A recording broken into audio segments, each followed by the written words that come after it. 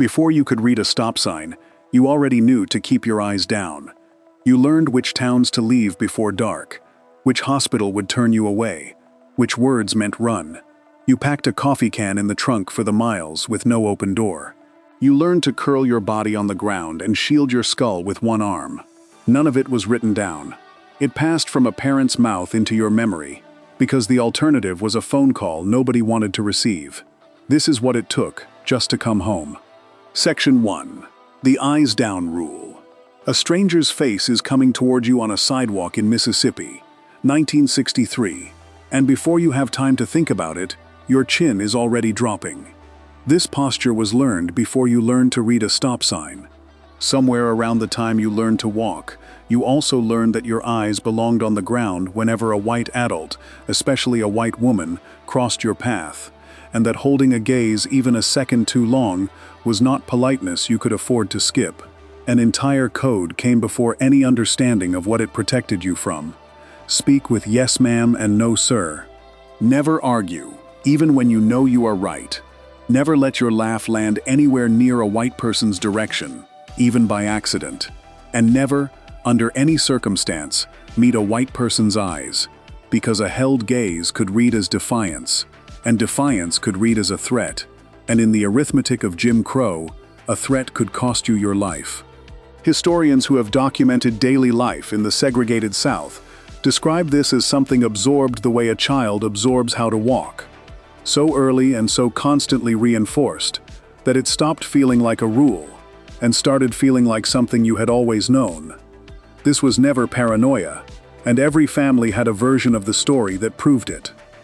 In the summer of 1955, a 14-year-old boy named Emmett Till traveled from Chicago to visit relatives in Money, Mississippi. He had grown up in the North, where the etiquette was looser and less deadly, and he had not been drilled in the Southern code the way his Mississippi cousins had been since infancy. Those cousins understood something Till did not yet fully understand: that a black person in the Delta was expected never to meet a white person's eyes, never to speak first, never to appear familiar in any way with a white woman. What happened next has been told to you more than once. Till went into a grocery store in Money and had an interaction with the white woman at the counter, Carolyn Bryant. Accounts differ on exactly what occurred, and Bryant herself later admitted parts of her trial testimony were untrue. Whatever happened, it was treated as a violation of the code Till had never fully learned. Days later, Bryant's husband and his half-brother abducted Till at gunpoint, beat him, shot him, and threw his body into the Tallahatchie River. An all-white jury acquitted both men. Till's mother, Mamie Till Mobley, insisted on an open casket so the country could see exactly what had been done to her son, and those photographs became one of the defining images of the civil rights era. That story was carried forward the same way a warning is carried forward, as proof rather than exaggeration.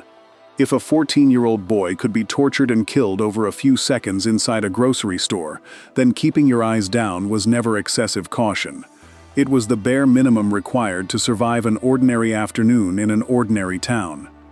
Richard Wright, writing about his own Mississippi childhood, said the things that shaped his conduct did not need to happen to him directly. Hearing about them was enough to settle their full weight into the deepest layers of his mind, and he described violence he had only heard about as a more effective control over his behavior than anything he witnessed firsthand. That is exactly what this rule was built to do, a form of self-protection so deep it operated below the level of any conscious decision. Making yourself smaller in white spaces came long before anyone used that phrase to describe it. Speak quietly. Never take up room on a sidewalk if a white person approached. Step aside first, every time, rather than risk the appearance of forcing anyone to alter their path. Black adults who grew up under Jim Crow, interviewed decades later, describe being taught, in whatever words their own families used, to disappear into politeness so completely that no white adult would ever have reason to notice them standing there. The cost of this rule was never just the danger it protected against. It was what the rule demanded internally. Being taught never to meet another person's eyes teaches a child, in some small way, to see himself as less than fully present in a room, present enough to be punished, but not present enough to be acknowledged as an equal. Parents who taught this lesson were not teaching acceptance of that view. They were teaching survival among people who already believed it, whether the child agreed with them or not. It was never submission. It was calculation, weighing a moment's humiliation against a lifetime, choosing a lowered gaze over whatever might follow a raised one. By the time the decade turned, and the Civil Rights Act and the Voting Rights Act began dismantling the legal walls, the eyes-down rule did not leave anyone's body overnight. It faded slowly, the way the rest of Jim Crow etiquette faded, but it left something behind that many carried for the rest of their lives: a wariness around unfamiliar white adults that outlived the laws that made it necessary in the first place. A glance that could turn deadly was survived before much else was learned, a lesson written into memory by a boy's murder and repeated in households across the country. The next story follows the road itself, into a car packed for a country that promised nothing once your own front step was behind you. Section 2. The trunk packed like a lifeline. Your father is loading the trunk 3 days before the trip, and you don't yet understand why it takes this long. A white family down the street could load a car for a road trip in an afternoon, clothes and snacks, and the confidence that somewhere down the highway a diner would serve them and a motel would rent them a room. No such confidence existed anywhere along your route, because in most of the country, none of that was built for you. The trunk told the story before the car ever left the curb. Blankets and pillows went in first, since roadside motels across enormous stretches of the country refused black guests outright.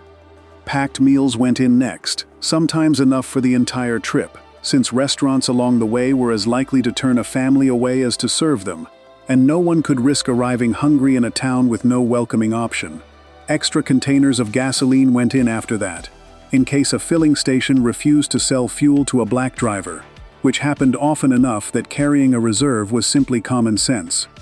And somewhere within reach, an old coffee can, because gas station attendants would sometimes take a family's money at the pump and still deny access to the restroom. This ritual repeated every summer without anyone needing to explain it out loud. A woman interviewed decades later for a National Park Service history project remembered her parents driving the family from New Jersey to North Carolina every year in a large Ford station wagon, and remembered that she and her brother had no idea, at the time, that they were part of a much larger and more dangerous pattern repeated by thousands of families exactly like theirs. Her parents shielded her from the fear while preparing meticulously against it, and that combination, quiet fear paired with careful preparation, described how most parents of the era approached travel.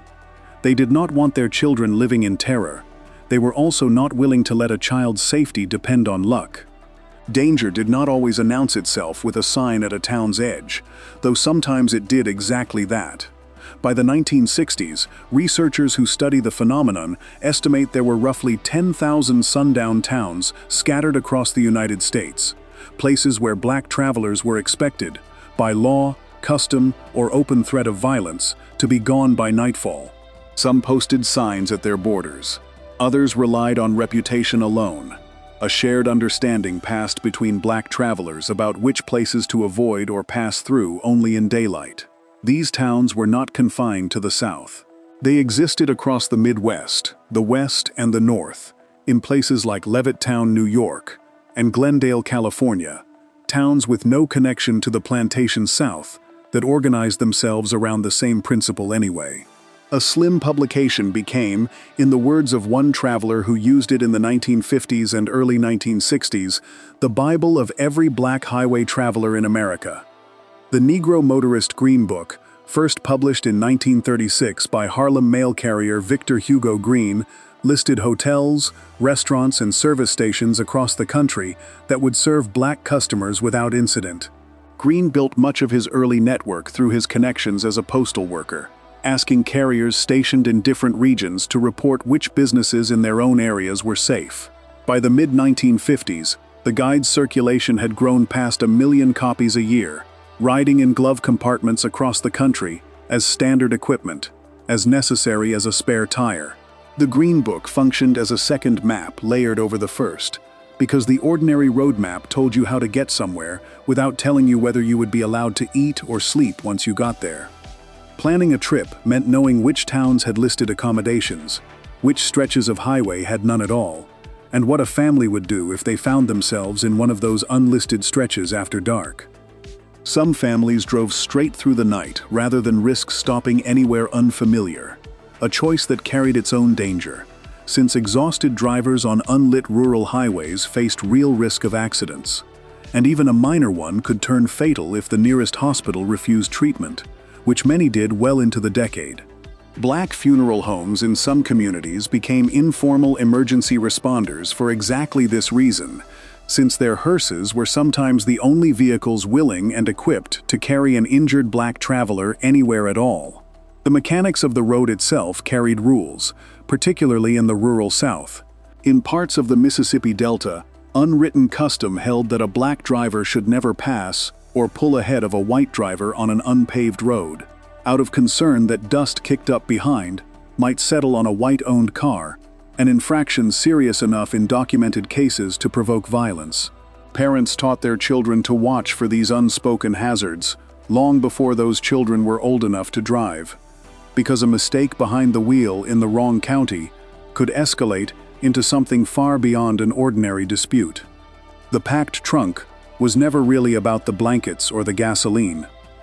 It was parental love expressed through preparation instead of reassurance, an acceptance without complaint that the country beyond one's own street had built no accommodation for comfort or dignity, and that every trip had to be treated as an expedition into territory that might, at any point along the way, offer nothing at all. Before we move on, if you're enjoying this analysis, please consider subscribing. It helps the channel tremendously. A country that promised nothing beyond your own street was packed for and carried quietly into every trip that followed. The next story moves indoors, into the water, where a different kind of exclusion left a mark that outlasted segregation itself by generations. Section 3. Learning to swim. When no one would teach you. Nobody handed you a swimming lesson, and for a long time, the reason why went unexplained. The danger did not announce itself with a shout or a slur, and it took decades before researchers could put a shape to what many families already understood from lived experience: that water itself had become one of the most quietly lethal inheritances of segregation, and that learning to swim was a matter of survival, every bit as serious as knowing what to do at a highway gas station. Understanding why swimming carried this weight means looking back further than the decade itself. Historian Jeff Wiltse, tracing this history closely, found that as public pools spread across American cities in the early 20th century, access to them became a battleground of racial exclusion. Some pools barred black swimmers outright. Others technically allowed access but were built in locations and kept in conditions that made them unappealing or effectively unusable, part of a broader pattern in which the pools set aside for black communities got a fraction of the investment that white designated pools received. A photograph that survives from Druid Hill Park in Baltimore, taken in 1955, shows black children swimming in a segregated pool, a scene repeated with small variations in cities across the country during exactly the years when swimming was becoming an ordinary part of white American childhood, and remaining, for many, something learned late, learned informally, or never learned at all. This exclusion outlived the legal walls that started coming down.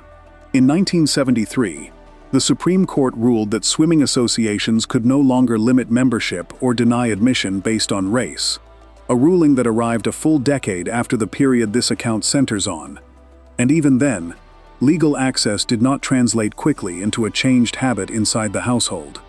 A parent raising children in the 1960s had likely grown up in a generation where swimming lessons simply were not available, where the nearest pool was either closed entirely or kept in conditions that made few want to bring their own children there in the first place. A skill nobody had ever passed down could not easily be passed along. Researchers studying the issue decades later found a consistent, troubling pattern that persisted well past the moment segregation officially ended.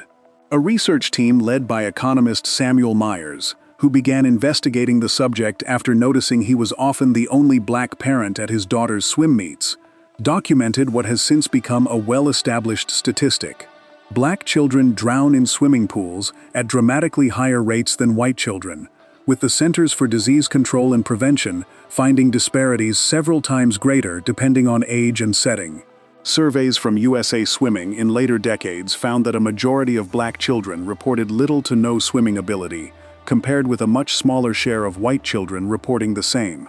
Wiltse concluded the disparity did not come from any difference in ability or interest, but from the plain fact that swimming, denied as a routine part of childhood for so many decades, simply never got woven into recreational culture the way it did for white families with unrestricted access for generations. The stakes were understood in immediate, practical terms, even without the research to back it up.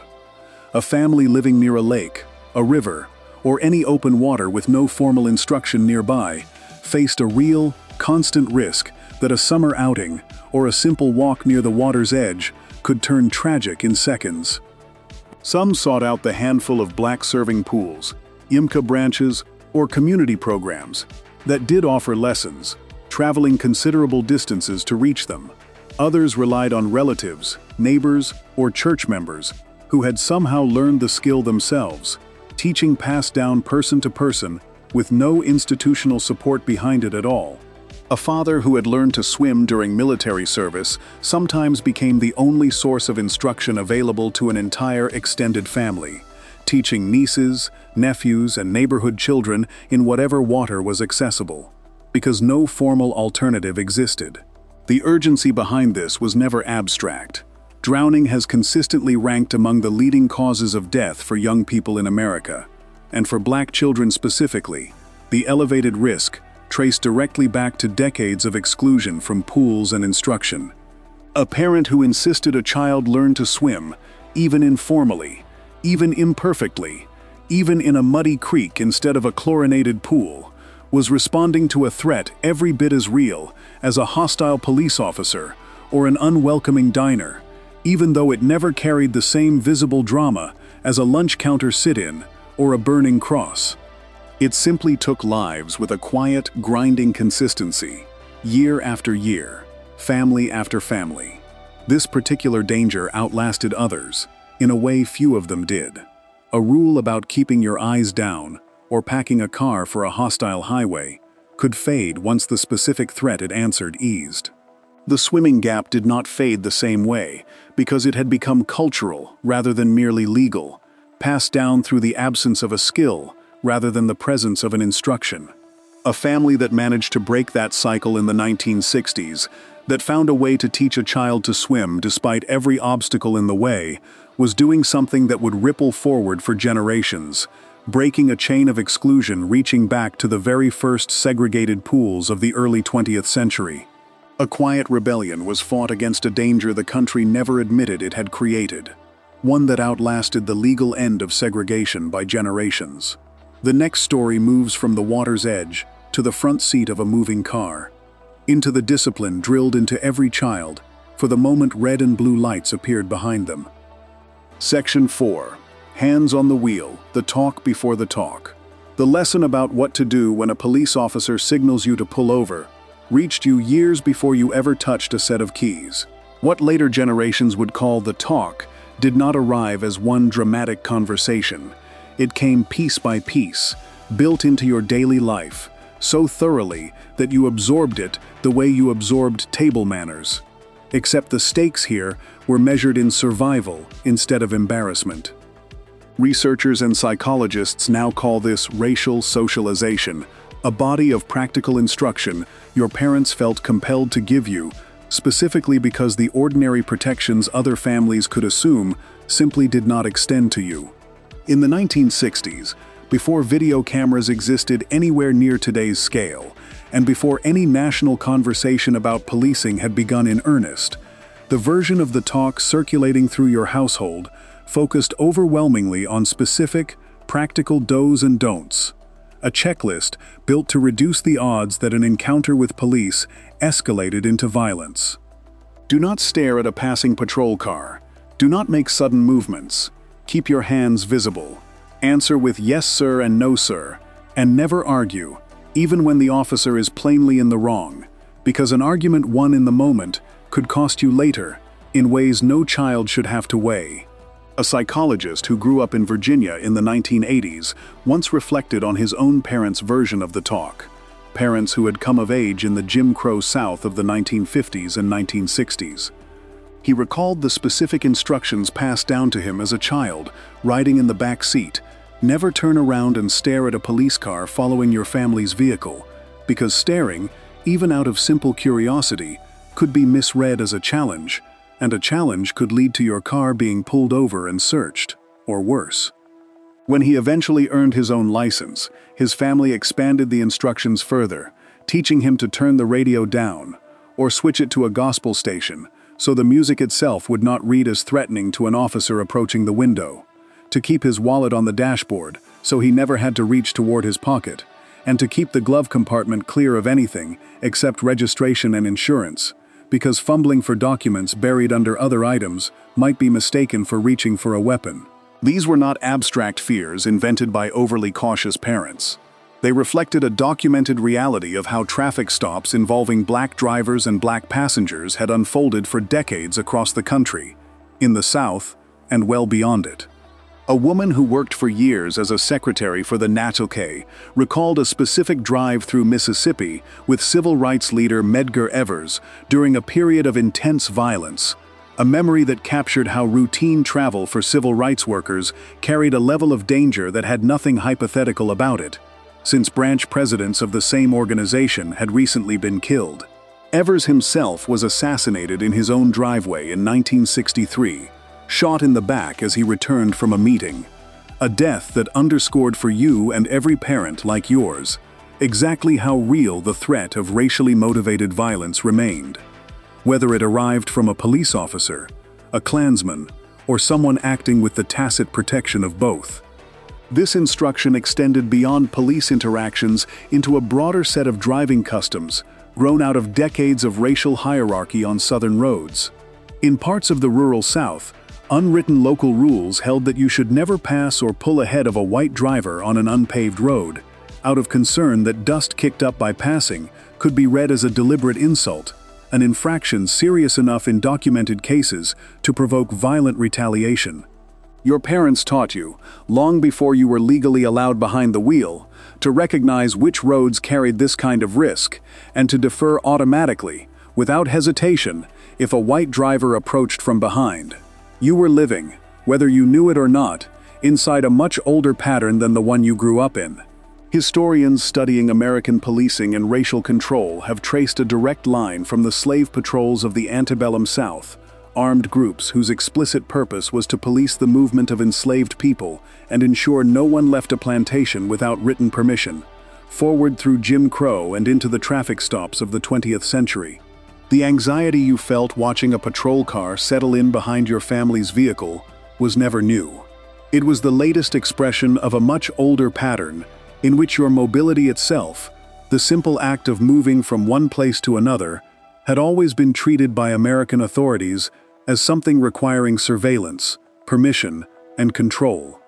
A particular tension ran underneath this talk that made it especially hard for your parents to deliver. They needed you to be polite, compliant, and calm in an interaction that could, at the same time, be genuinely unjust, degrading, or dangerous through no fault of your own. Teaching you to answer, "Yes, sir," to an officer who had stopped your family's car without cause required your parents to hold two truths in front of you at once: that the treatment was wrong, and that your survival in that specific moment depended on absorbing it without visible resistance. That contradiction, love and injustice delivered in the same breath, sat at the center of nearly every version of this talk, documented across the decades, and it placed a weight on your childhood that families in the same country, living only a few streets or a few counties away, never had to carry at all. Before we move on, if you're enjoying this analysis, please consider subscribing. It helps the channel tremendously.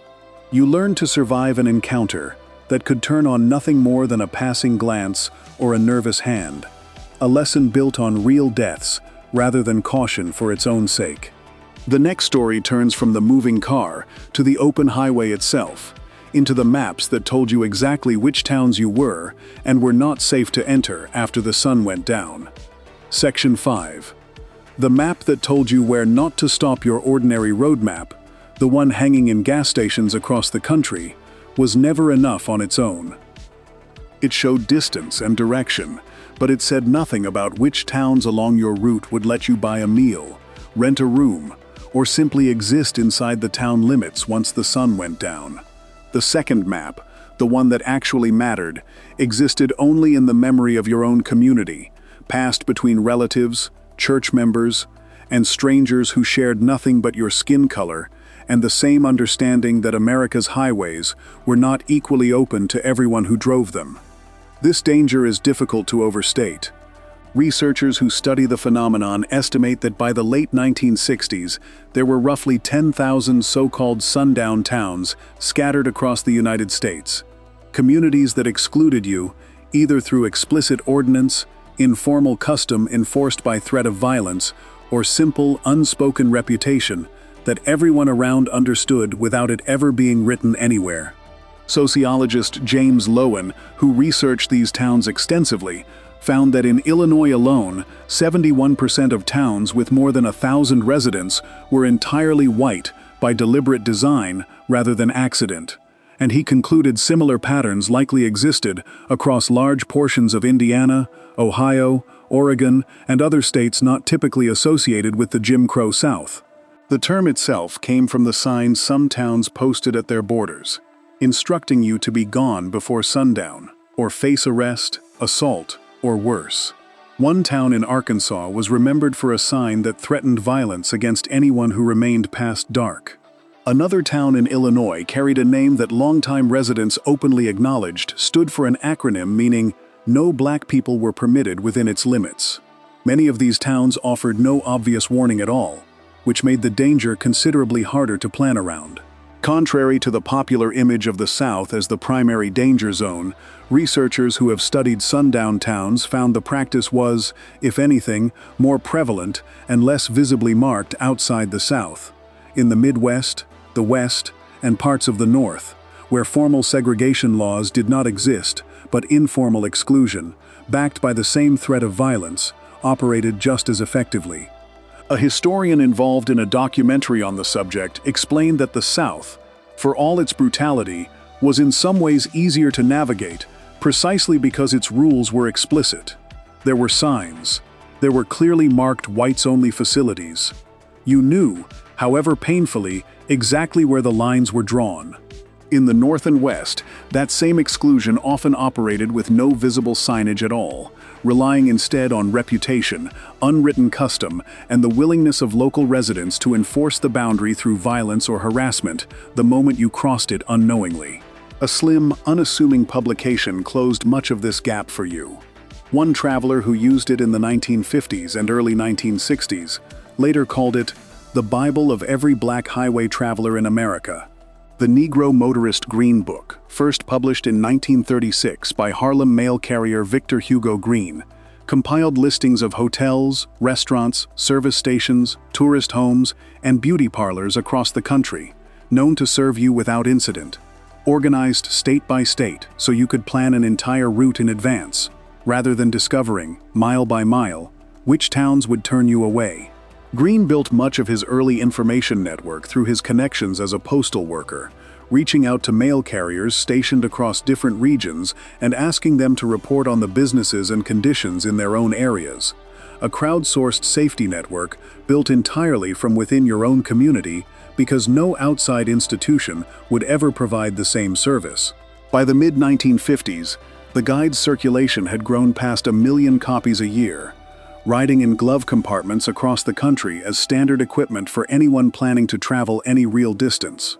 This guide taught you something considerably more layered than simple trip planning. You learned a form of geographic literacy specific to the realities of being black in America, an instinct scholars studying black travel culture have since termed travelcraft, the acquired ability to read a landscape for danger and safety at once, to know instinctively which kind of town lay ahead based on subtle cues, and to plan an entire journey around the assumption that comfort, convenience, And even basic dignity could not be taken for granted anywhere beyond a small circle of known, trusted places. You did not consult the Green Book once before a trip and set it aside. You cross-referenced it constantly, adjusted your route in real time, and understood clearly why your family might drive an extra hour out of the way, rather than risk stopping in a town with no listed accommodation for people who looked like you. Something bigger than travel safety came bundled into this guide too. Each listing represented a business owner, often black, who had built something durable and welcoming enough to earn a place in Green's directory, a form of community infrastructure you relied on and, through your own patronage, helped sustain. Some of the profits generated by these listed businesses flowed back into the broader civil rights movement itself, funding bail for arrested protesters, and supporting organizations working toward the very legal changes that would eventually make this kind of careful, defensive planning unnecessary for you. The Green Book ceased publication in 1966, 2 years after the Civil Rights Act had formally outlawed the discrimination the guide had been built to help you avoid, though its disappearance from your glove compartment did not mean the caution behind it disappeared from your habits nearly as quickly. You learned that survival on the road required knowledge no ordinary map would ever give you, knowledge built and shared entirely within your own community. The next story moves indoors, into the home itself, where some families kept a different kind of protection close at hand, and taught you what to do if that protection was ever needed. Section 6. The gun by the back door. Not every survival skill you learned in the 1960s involved avoiding confrontation. In some households, particularly in the rural South, where the local sheriff's department was as likely to side with a Klan mob as to protect the family it was supposed to serve, you were taught something considerably more direct. How to recognize the specific danger of nightfall in your own home, how to stay calm if that danger arrived, and, in a meaningful number of households, how a firearm kept near the door was there for a specific and serious reason that had nothing to do with hunting or sport. This was not a fringe practice confined to a handful of extremists. Historians who have documented the civil rights era closely have found that armed self-defense existed as a quiet, largely unspoken counterpart to the public philosophy of nonviolence that dominated the movement's national image.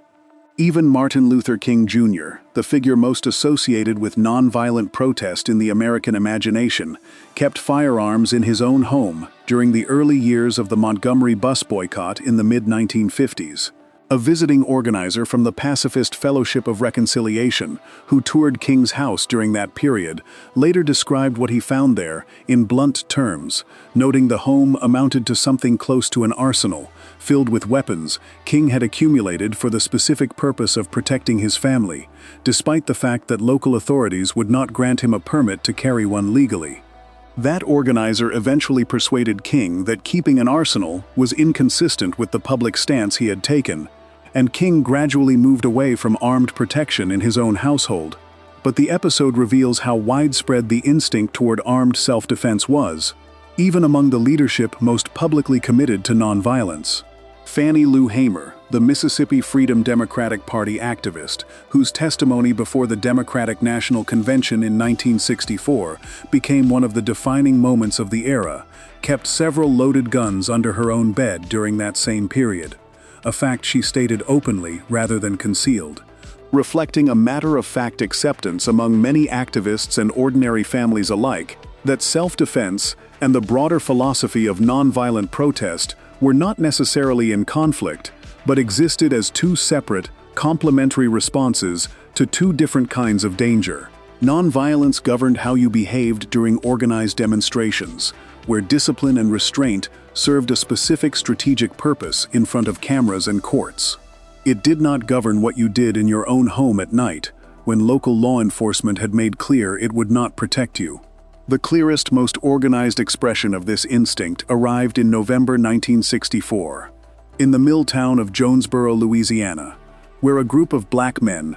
many of them military veterans of the Second World War and the Korean War, formally organized themselves into a group called the Deacons for Defense and Justice. The group formed directly in response to escalating Klan violence against the local black community, including the burning of 5 churches, a Masonic hall, and a Baptist center in the surrounding area.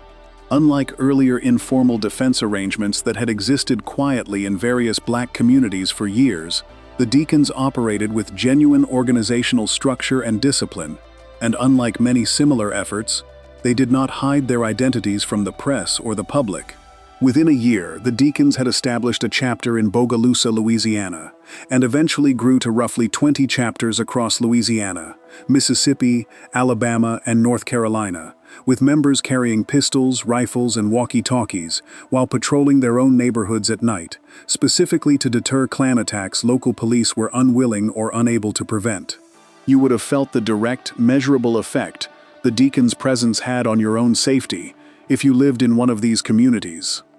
In early 1965, during a school integration standoff in Jonesboro, police had positioned fire trucks with hoses to disperse black students picketing for integration,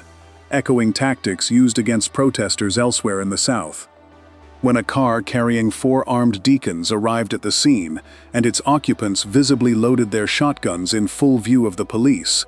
the officers ordered the fire truck to withdraw rather than risk an armed confrontation. Historian Lance Hill, who has written extensively on the organization, described this moment as the first time in the 20th century that an armed black organization had successfully used weapons to defend a lawful protest against an attack by law enforcement itself. In Bogalusa the following year, when white students at a newly integrated junior high school subjected black students to sustained physical abuse without any intervention from school authorities, and Klan members arrived at the school armed in response to black students finally fighting back, Deacons members arrived as well, and a standoff between the two armed groups ended when Klan members withdrew, after which the attacks on black students at that school stopped. You grew up understanding, if you lived in one of these towns, that adults in your household or your broader community were prepared to use force if necessary, and you absorbed, at an early age, both the seriousness of that responsibility and the specific circumstances under which it might become necessary. This was not a lesson delivered casually. It sat alongside, rather than in contradiction to, the eyes-down deference and careful politeness taught to you elsewhere in your childhood, because you had to learn how to survive 2 different kinds of encounter at once: the daily, grinding negotiation of Jim Crow etiquette that demanded your submission, and the rare but real possibility of a night raid that demanded your readiness to fight back. Before we move on, if you're enjoying this analysis, please consider subscribing. It helps the channel tremendously. The gun kept near the door existed because no one else was coming to help, and families across the rural South organized that readiness into something disciplined enough to make history. The next story turns to the classroom and the kitchen table, where you learned something quieter, but no less essential, about reading a room full of strangers. Section 7. Reading a room full of strangers. Before you could name what you were doing, you had already learned to perform a kind of constant, silent assessment every time you walked into a space you did not fully control. A store, a waiting room, a school hallway, a sidewalk lined with unfamiliar faces. This was not paranoia in the clinical sense the word carries today. It was a practiced, teachable skill, and the ability to correctly read the temperature of a room, then adjust your own behavior within seconds, could be the difference between an ordinary afternoon and a catastrophic one. Demonstration taught you this skill far more than direct instruction ever did. You watched your mother walk into a store and scan quickly for who else was present, adjust her posture, lower her voice, and move differently than she might in a space she trusted. You watched your father enter an unfamiliar town, drive more carefully, speak more formally, and watch for the specific signs: a hostile glance held too long, a group gathered on a porch that quieted as the car passed, a store clerk whose friendliness curdled the moment you approached the counter, that told him whether the immediate environment was safe or dangerous. This constant recalibration happened around you for years, before you were old enough to understand exactly what your parents were doing, and by the time you understood it consciously, you were usually already doing it yourself. This vigilance existed because the actual signals of danger in Jim Crow America were rarely as clear as a posted sign or a spoken threat. Much of the violence and hostility you needed to anticipate arrived disguised as ordinary interaction, and distinguishing a genuinely friendly white stranger from one who might turn hostile without warning required you to read subtle cues that had nothing to do with what was actually being said aloud. Historians studying daily life under segregation have described this as a form of survival literacy, a constant low-level translation process in which you learn to interpret tone, body language, and context with a precision that most white Americans of the same era never had to develop, because their own safety rarely depended on it. This skill followed you into schools and other institutional settings as desegregation slowly, unevenly advanced across the country following the 1954 Brown v. Board of Education decision. If you were one of the children integrating a previously all-white school, whether in Little Rock in the late 1950s or in one of the many smaller, less documented integration efforts that followed through the 1960s, you needed to read an entire building full of unfamiliar adults and peers within your first days there, distinguishing which teachers might offer quiet protection, which students might become allies, and which corners of the hallway or the schoolyard carried the greatest risk of confrontation. Your parents likely held detailed conversations with you beforehand, walking through hypothetical scenarios, rehearsing calm responses to insults or provocations, because they understood you would need to perform this room-reading skill under far more sustained and intense pressure than an adult navigating an unfamiliar store for a few minutes. Part of what made this lesson so demanding was the requirement that you learn to mask your own emotional responses, convincingly enough that the mask itself became protective. If you visibly flinched, or showed fear, or reacted with anger to provocation, you risked escalating a situation that calm, controlled behavior might have diffused instead.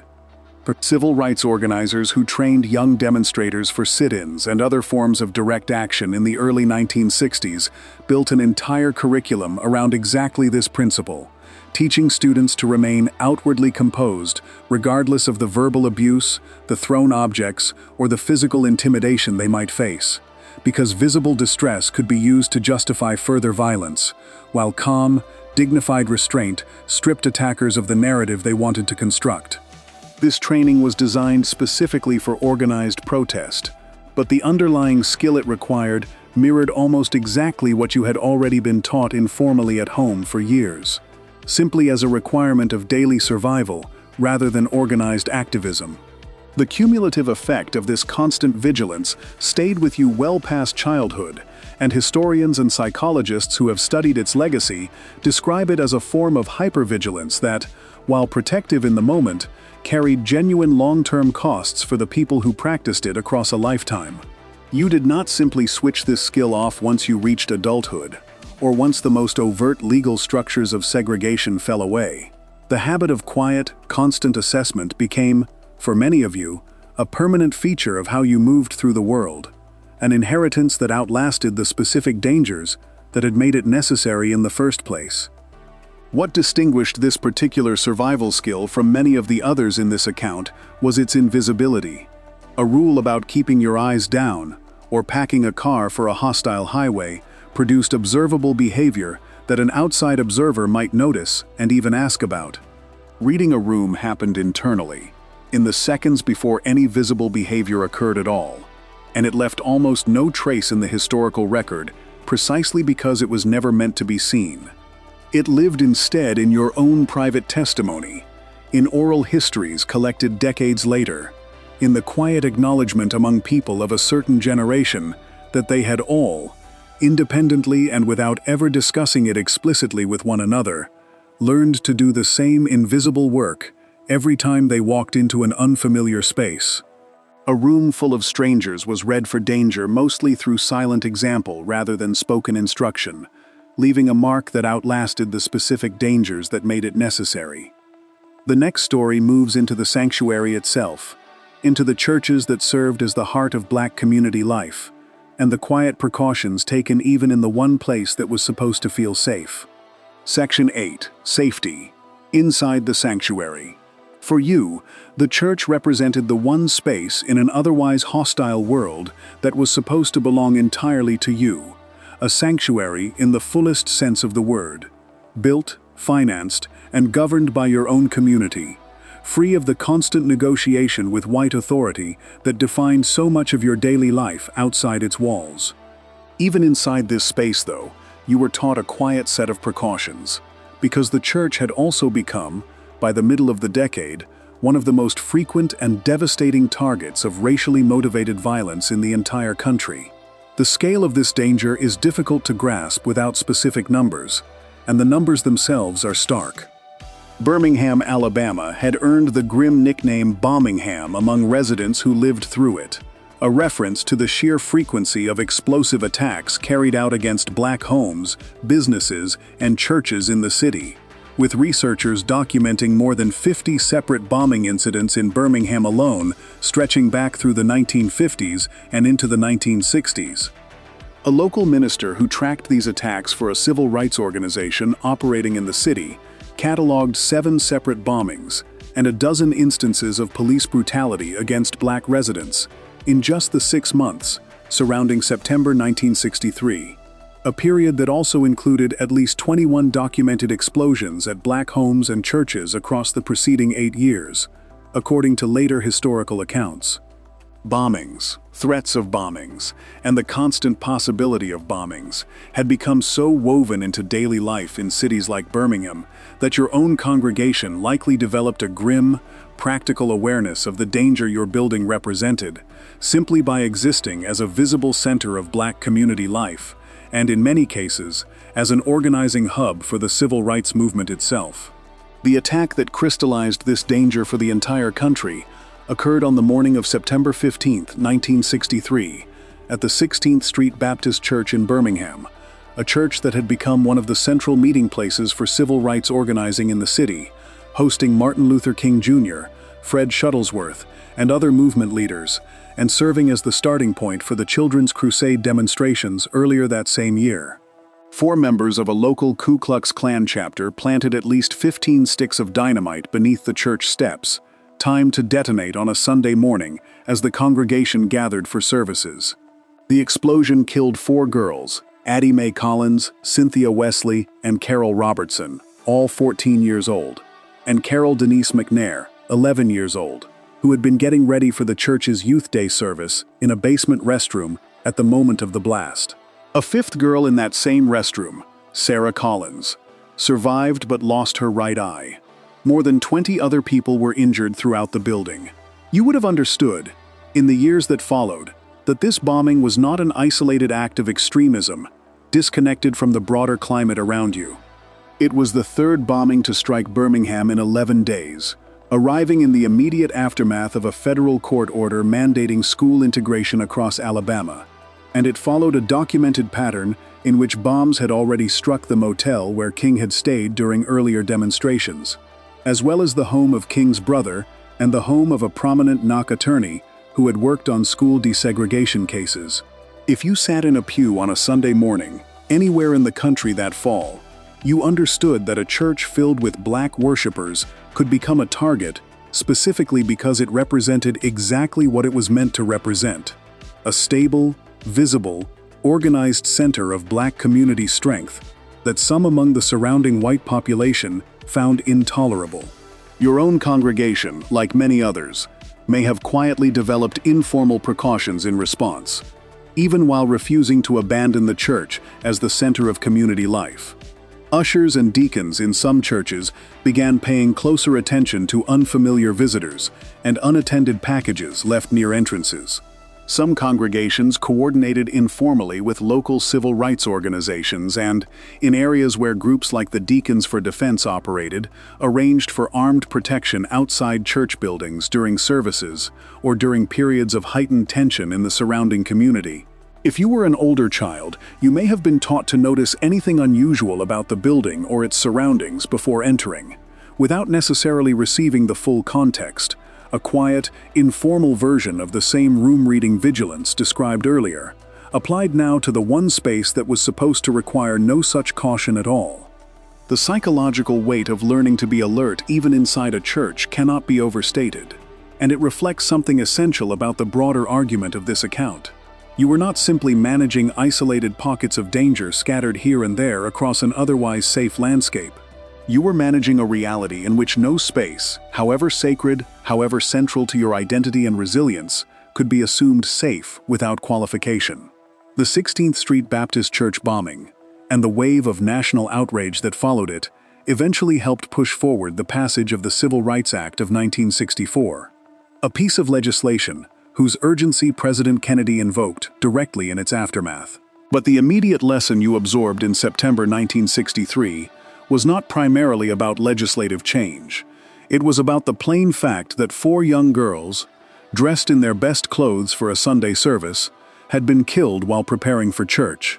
and that this reality now had to be factored into how you thought about the safety of the one place most central to your community's life.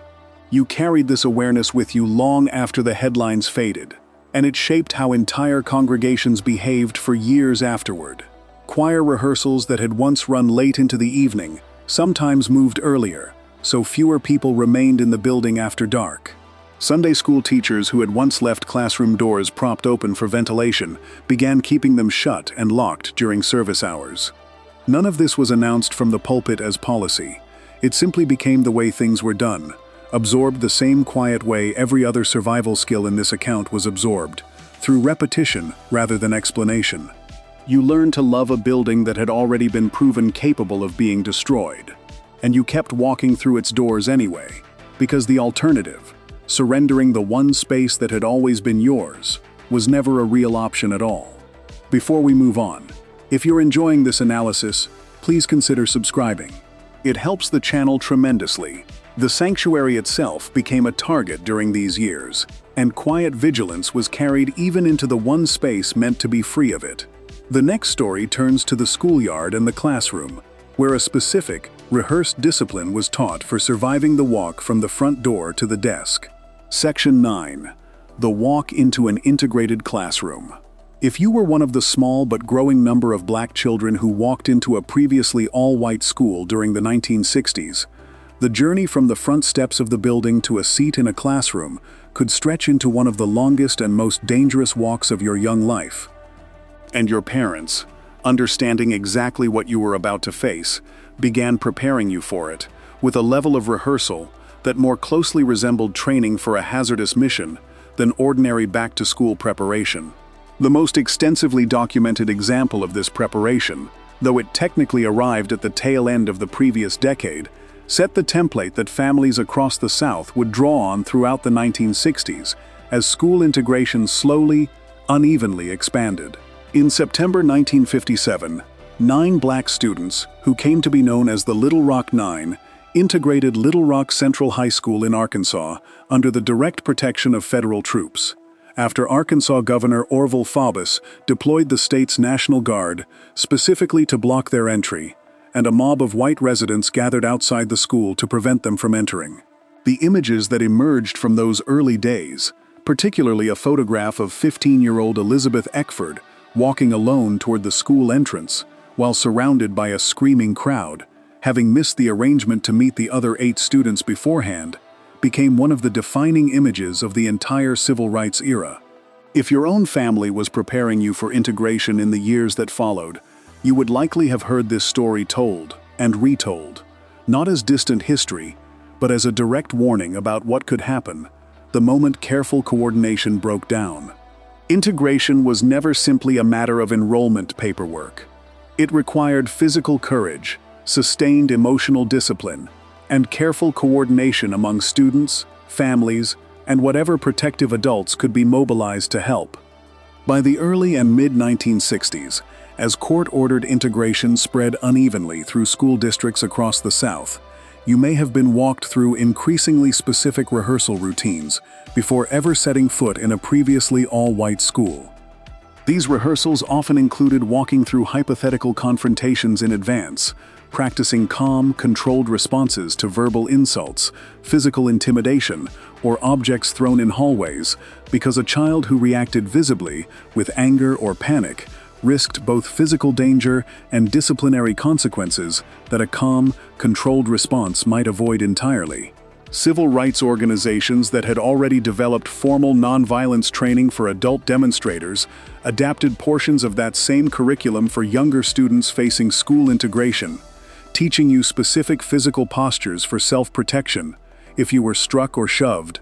similar in principle to the protective curl position taught to demonstrators preparing for sit-ins and marches, in which a person would drop to the ground and curl inward to shield vital organs and the head, while minimizing the ability of an attacker to cause serious injury. Practical strategies for the school day itself, having nothing to do with academics and everything to do with survival, would have been passed down to you alongside any physical training. Which hallways to avoid between classes, which teachers seemed genuinely supportive versus which merely tolerated your presence without offering any real protection. How to eat lunch quickly and quietly if the cafeteria felt unsafe, or how to identify a corner of the room where a teacher's attention made confrontation less likely. You may have been taught to travel to and from school in pairs or small groups whenever possible, since isolation increased vulnerability, echoing similar advice given to civil rights demonstrators about the dangers of being separated from the group during a march or protest. The most demanding element of this preparation was often the psychological discipline you needed to endure sustained harassment without visible reaction, day after day, for an entire school year. Historians who have interviewed adults who integrated schools as children during this period have documented accounts of daily verbal abuse, physical intimidation, and social isolation that continued for months or years, requiring the same kind of controlled composure that adult civil rights activists trained for before a single afternoon of protest, except you were required to maintain it across an entire academic calendar, in a building you could not simply leave once the demonstration ended. Your parents understood this burden and tried, wherever possible, to build in moments of relief and normalcy outside of school hours, deliberately creating space at home where you could finally express the fear, exhaustion, or anger that had to remain hidden during the school day itself. If your family had access to one, you may have coordinated closely with a civil rights organization experienced in supporting school integration efforts, receiving guidance on legal protections, on how to document incidents of harassment or violence for potential later use, and on which state or federal resources might be available if local school officials failed to protect you adequately. If you lived in a smaller town or a more rural area without an organized civil rights presence nearby, your family likely relied entirely on its own judgment and whatever informal network of relatives, neighbors, and church members could offer support, developing preparation strategies independently, and often without any template beyond what had been heard about Little Rock or seen reported in black newspapers covering integration efforts elsewhere in the country. What united all of these approaches, regardless of how formal or informal the preparation, was the underlying recognition that your ordinary school day had become, in this specific historical moment, an act of sustained courage, requiring skills that no white child attending the same school ever needed to develop at all. The walk from the front door to the classroom, repeated every morning for months or years, demanded from you a level of composure, vigilance, and endurance that adults twice your age might have struggled to sustain, and the parents preparing you for that walk were attempting something almost impossible, equipping you to survive an ordeal while still allowing you to remain, in whatever ways were still possible, a child. You carried a particular kind of loneliness through these years that rarely appears in the photographs or the news coverage of the period. Even with a supportive family behind you, and even in the rare cases where a handful of other black students walked the same hallways, the actual moments of confrontation, a shove in a stairwell, a slur muttered under a teacher's hearing but never addressed, a group of classmates who closed ranks the instant you approached a lunch table, tended to happen when no camera and no adult witness was present at all. You learned to carry these moments alone, processing them on the walk home or in the quiet of your own room, because there was rarely space in the day itself to do anything but keep moving forward. Some of you found a single trusted friend, sometimes another black student, sometimes a sympathetic white classmate willing to risk their own social standing, and that one relationship became the entire emotional infrastructure holding an otherwise unbearable year together. Others found nothing of the kind and simply endured, one morning at a time, until the calendar eventually turned and the year ended. What you gained from surviving this walk, beyond the education the walk was ostensibly meant to secure, was a form of endurance that stayed with you long after graduation.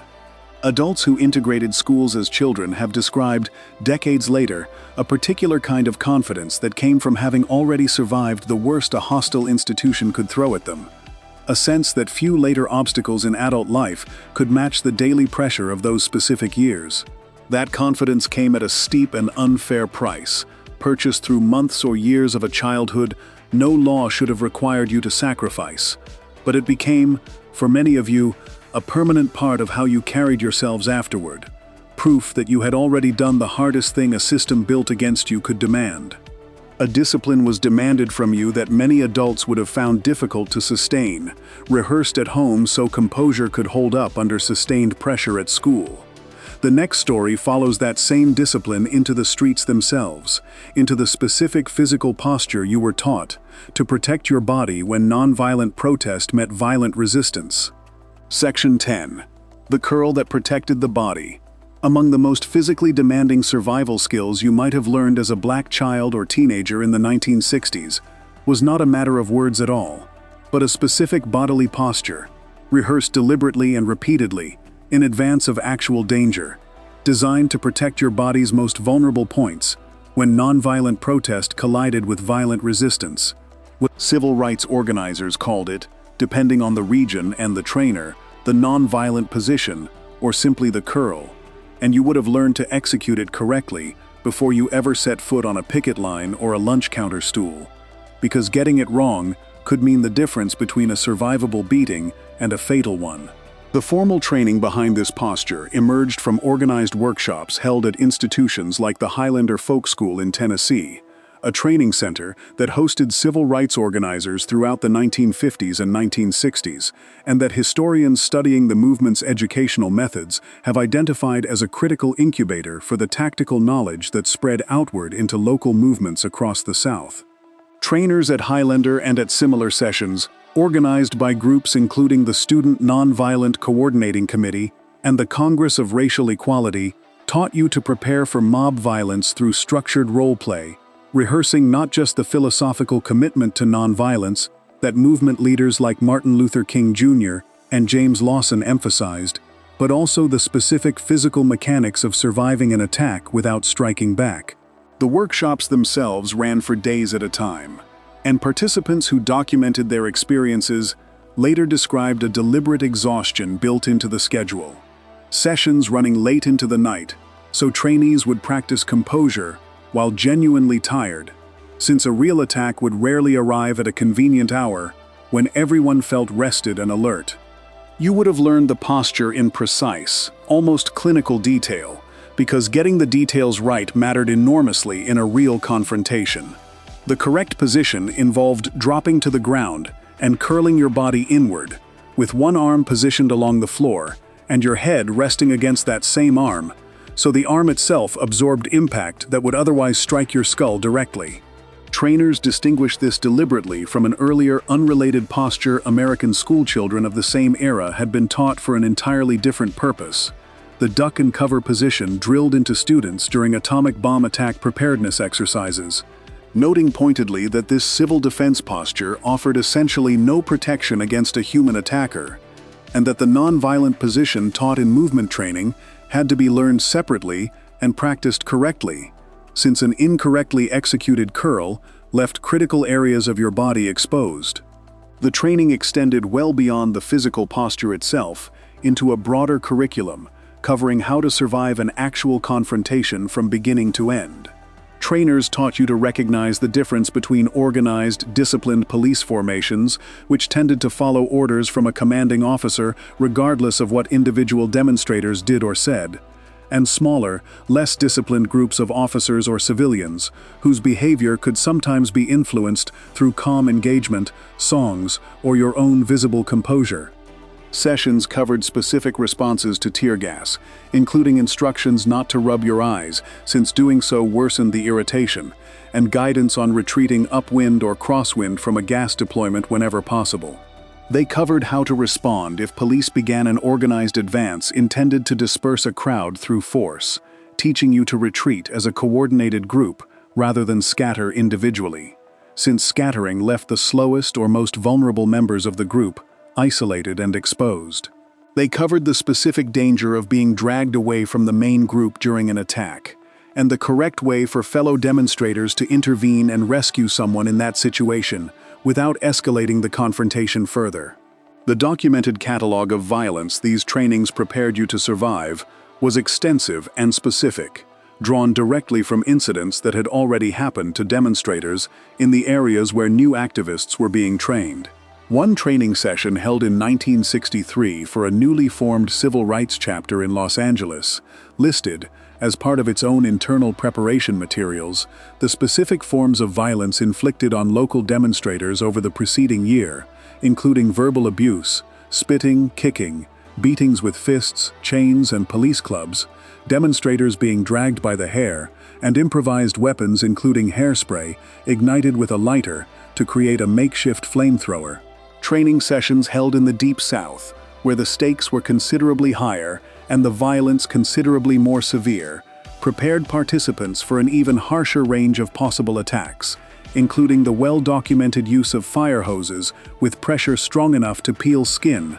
and coordinated attacks by police dogs, both of which were deployed against demonstrators, including children as young as 8 years old, during the Birmingham Children's Crusade in May 1963. If you were among the youngest participants in this movement, the physical training carried a particular emotional weight that adult organizers understood clearly, even as they made the difficult decision to train and deploy children like you anyway. James Bevel, the SELC's Director of Direct Action, made the controversial choice to recruit high school students for the Birmingham demonstrations, specifically because adult participation had begun to wane under the threat of continued violence and arrest, a decision that resulted in more than 1,000 students walking out of school on May 2, 1963, to join the protests, many of them carrying with them the same physical training in nonviolent self-protection that adult demonstrators had received. If your parents allowed you to participate in these demonstrations, knowing the specific physical dangers involved, they made a calculation that reflected the broader argument running through this entire account, that teaching you how to survive violence, rather than simply hoping violence would never arrive, was itself an act of protection, however painful the necessity behind it. You carried the memory of your own training long after any single demonstration ended, and for some of you, the posture itself became almost involuntary, a reflex your body reached for in later moments of danger that had nothing to do with civil rights protest at all. Adults who trained and marched as teenagers have described, decades afterward, an instinctive tightening of the shoulders and a downward pull of the head whenever a sudden loud noise or a fast-approaching crowd caught them off guard, the same posture their bodies had learned to reach for on a Birmingham sidewalk resurfacing on an ordinary street corner years later. This was not something anyone had intended to teach beyond the specific danger of 1963, but the body, once it has learned a survival response thoroughly enough, does not always distinguish between the original threat and something merely similar to it. The songs that accompanied this training deserve their own mention here, because they were taught alongside the physical posture as inseparable parts of the same discipline. A demonstrator curled on the ground, absorbing blows without striking back, was rarely silent while doing so.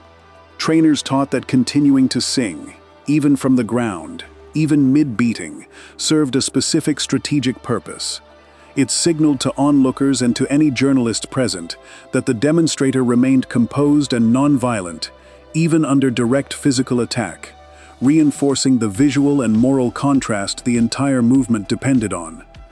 Learning to sing through fear, through pain, through the disorientation of being struck, was its own form of training, one that asks something almost as demanding of you as the physical posture itself. And many who lived through this era have said the songs are what they remember most clearly, more vividly even than the specific blows or the specific streets where those blows landed. Before we move on, if you're enjoying this analysis, please consider subscribing.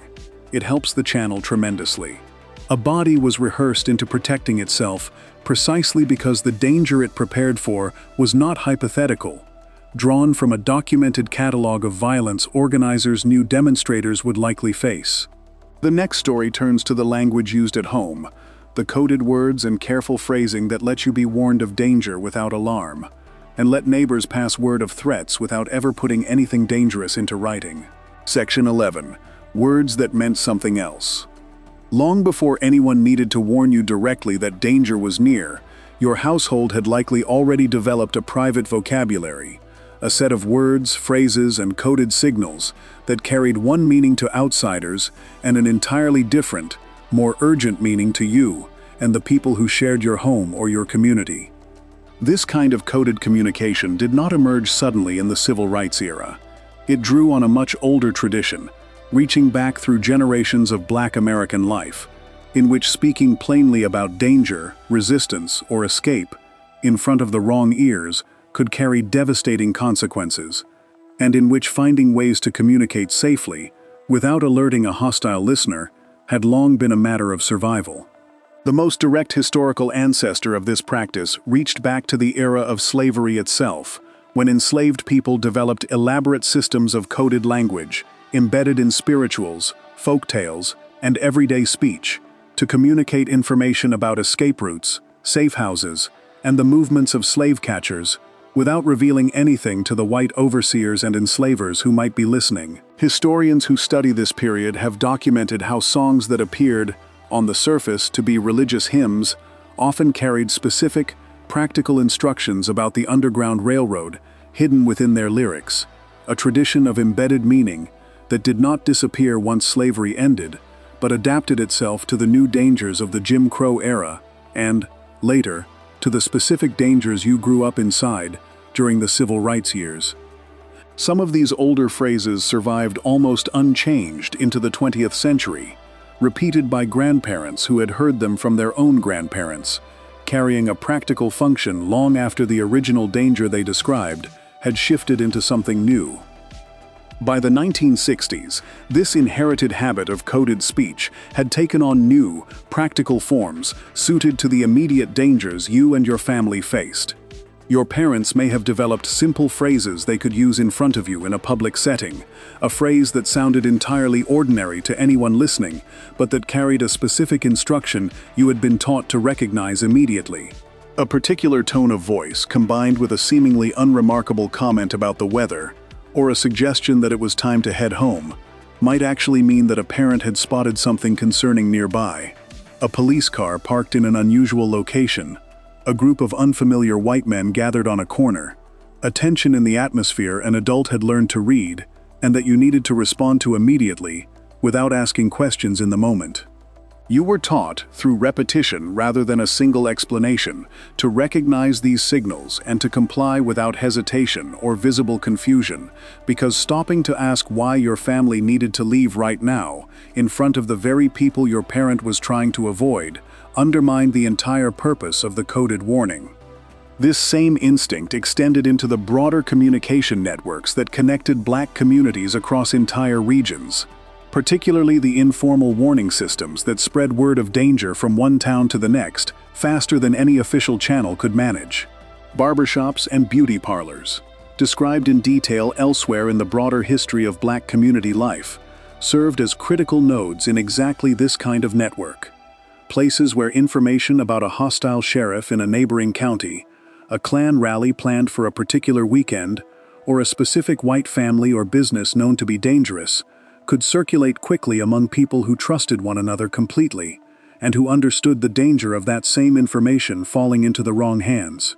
If you were traveling through an unfamiliar town, you might have stopped specifically at a Black-owned barbershop or beauty parlor, not merely for a haircut, but to gather exactly this kind of current, reliable safety information before continuing your journey.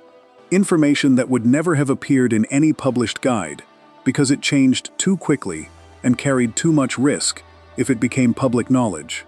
The Black press played its own role in this coded communication ecosystem, though its version operated at a more public, though still carefully managed, level. Newspapers like the Chicago Defender and the Pittsburgh Courier, which reached enormous circulations across the country during this period, developed a kind of institutional fluency in describing racial violence, discrimination, and danger in language that informed and warned Black readers while carefully avoiding the kind of direct incitement or explicit threat that might invite retaliation against the paper itself or expose sources to danger. If you read these papers regularly, you learn to interpret careful, measured language about a particular town's racial climate or a particular sheriff's history, far more precisely than an outside reader ever could, reading between the lines in ways that became second nature after years of practice. Civil rights organizations operating in the most dangerous parts of the Deep South, during voter registration drives and other high-risk organizing work, developed their own more formalized coded communication systems, born of practical necessity rather than tradition alone. Organizers working in rural Mississippi and Alabama during the early and mid-1960s, operating in areas where telephone lines might be tapped and where a wrong word spoken in front of the wrong listener could result in violence against an entire family, developed specific code words to communicate about planned meetings, safe houses, and the movements of law enforcement or Klan members, teaching local residents, including children like you, who might answer a phone or a door, exactly which words carried hidden meaning and how to respond to them appropriately. What all of these coded systems shared, whether they operated within your own household, across a barbershop's regular clientele, or throughout an entire organizing network spanning several states,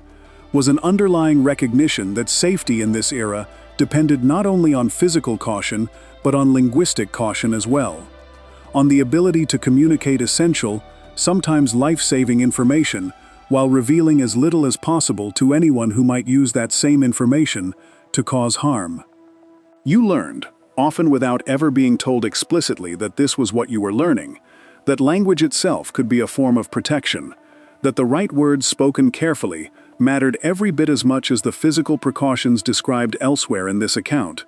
and that some of the most important lessons your parents ever taught you arrived disguised as nothing more than an offhand comment about the weather. You may still notice, years later, a particular alertness in yourself whenever a conversation shifts tone, without an obvious reason, a small internal flag that goes up when someone close to you suddenly changes the subject or lowers their voice for no stated cause.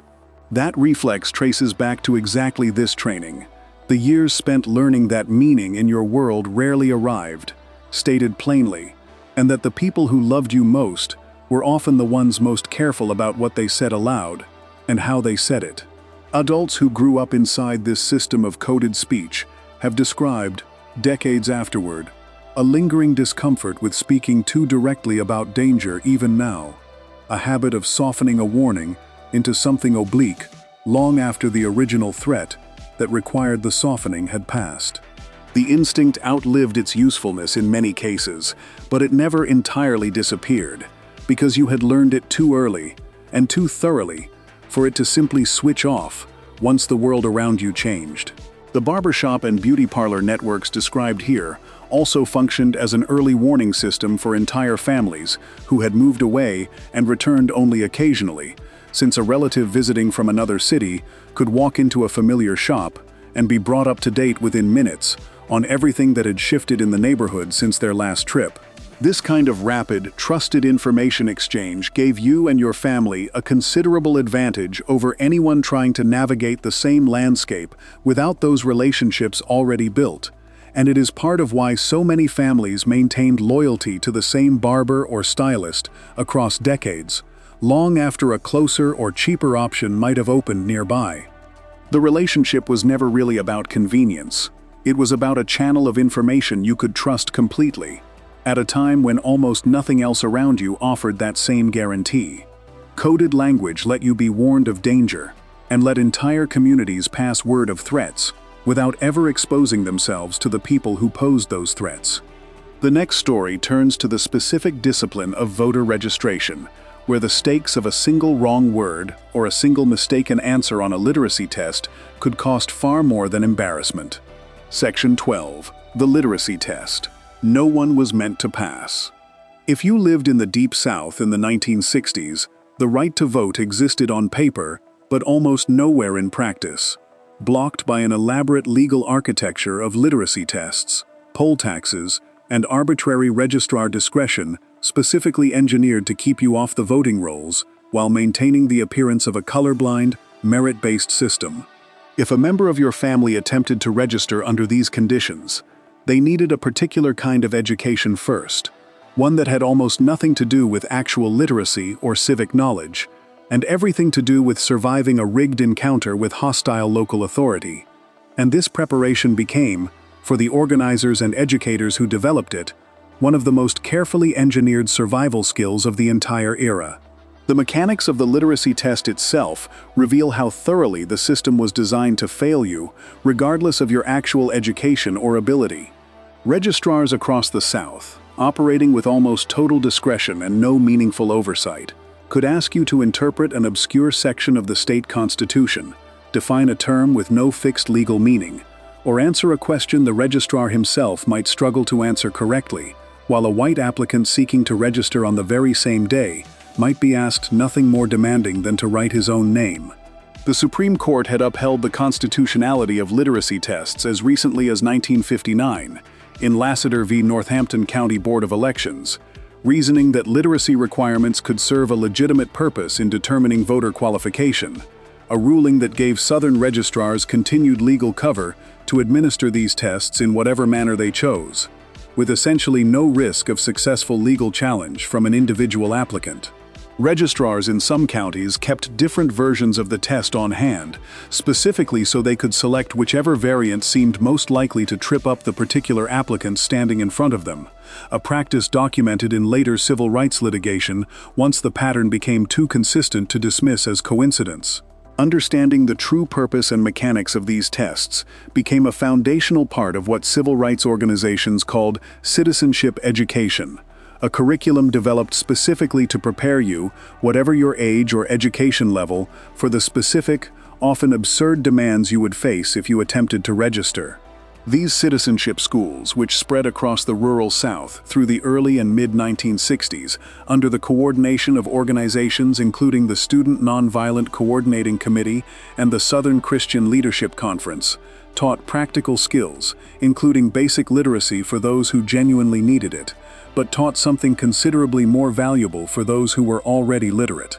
how to anticipate the specific, often deliberately impossible demands a hostile registrar might invent on the spot, and how to remain calm, polite, and persistent through repeated rejection without giving the registrar any pretext to escalate the encounter into something dangerous. Organizers working in the field, particularly in Mississippi and Alabama, where resistance to black voter registration was most violent and most entrenched, developed door-to-door canvassing strategies specifically to prepare you before you ever approached a courthouse. This work was, by design, slower, quieter, and far less visible than the mass demonstrations and marches that captured national media attention.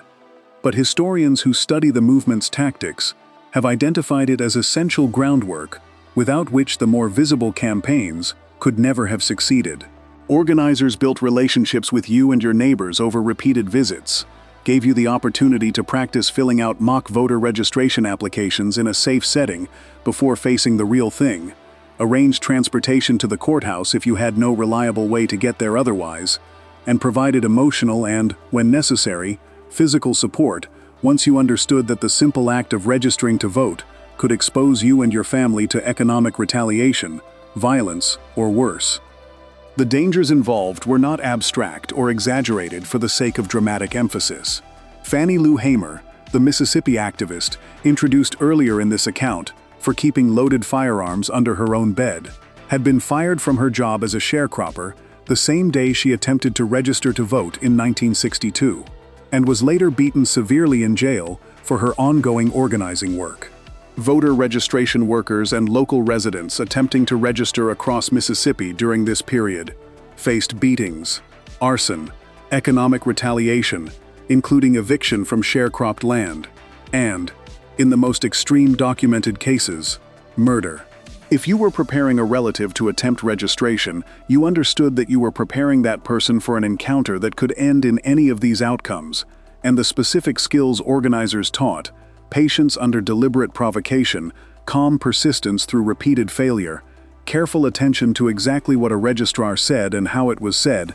in case a legal challenge to the encounter later became possible, mattered every bit as much as any academic knowledge the applicant might bring to the test itself. You may have absorbed pieces of this preparation even if you were too young to attempt registration yourself, watching your parents rehearse potential questions at the kitchen table, listening to adults discuss which local registrar was known to be somewhat less hostile than others,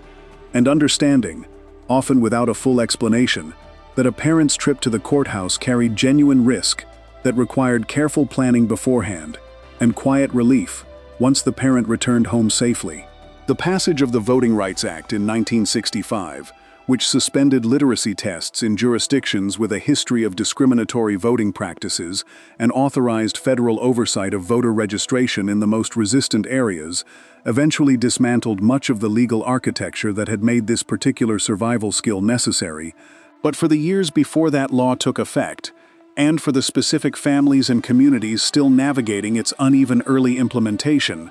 knowing how to survive a rigged encounter with a hostile registrar remained one of the most consequential skills you and your family could possess. You would have felt the specific mixture of dread and determination that accompanied a scheduled trip to the courthouse, an occasion your family treated with the same gravity as a court appearance, because in every practical sense it functioned as one. Clothes were pressed the night before, not out of vanity but because a sloppy appearance gave a hostile registrar one more excuse to find fault. Everyone who could accompany the applicant did, forming a small, silent procession meant to signal both solidarity and, if things went wrong, enough witnesses to make an official account of what happened afterward. And if the attempt succeeded, the celebration inside the household that evening was real, but often muted, since a successful registration was as likely to invite retaliation as an outright rejection, and families understood that the actual danger sometimes began only after the courthouse door closed behind them. The citizenship schools themselves deserve a closer look, because they represented something considerably more ambitious than test preparation alone. Classes held in church basements and living rooms taught adults who had been denied a full education under segregated schooling not just how to survive a registrar's questions, but how government actually worked, what a county commission did, what a school board controlled, and how the votes they were fighting so hard to cast might eventually translate into real power over their own children's schools and their own community's roads and services. Septima Clark, who helped build and expand this citizenship education movement across the South, understood that literacy and voting rights were never separable from the larger question of what political power could accomplish once it was finally, actually held, and the schools she helped organize treated every graduate not simply as a newly qualified voter, but as someone now equipped to explain the whole system to the next neighbor, still afraid to try. Before we move on, if you're enjoying this analysis, please consider subscribing. It helps the channel tremendously. A test designed to fail you was survived through a specific discipline of patience and preparation that citizenship schools across the South worked hard to build in ordinary families. The next story turns to the discipline of nonviolent protest training itself, and the specific lessons given to you about how to remain calm when a crowd around you turned hostile. Section 13. Staying calm. When the crowd turns, among the most demanding lessons you could learn during the civil rights era was how to remain composed, controlled, and outwardly calm in the middle of a hostile crowd,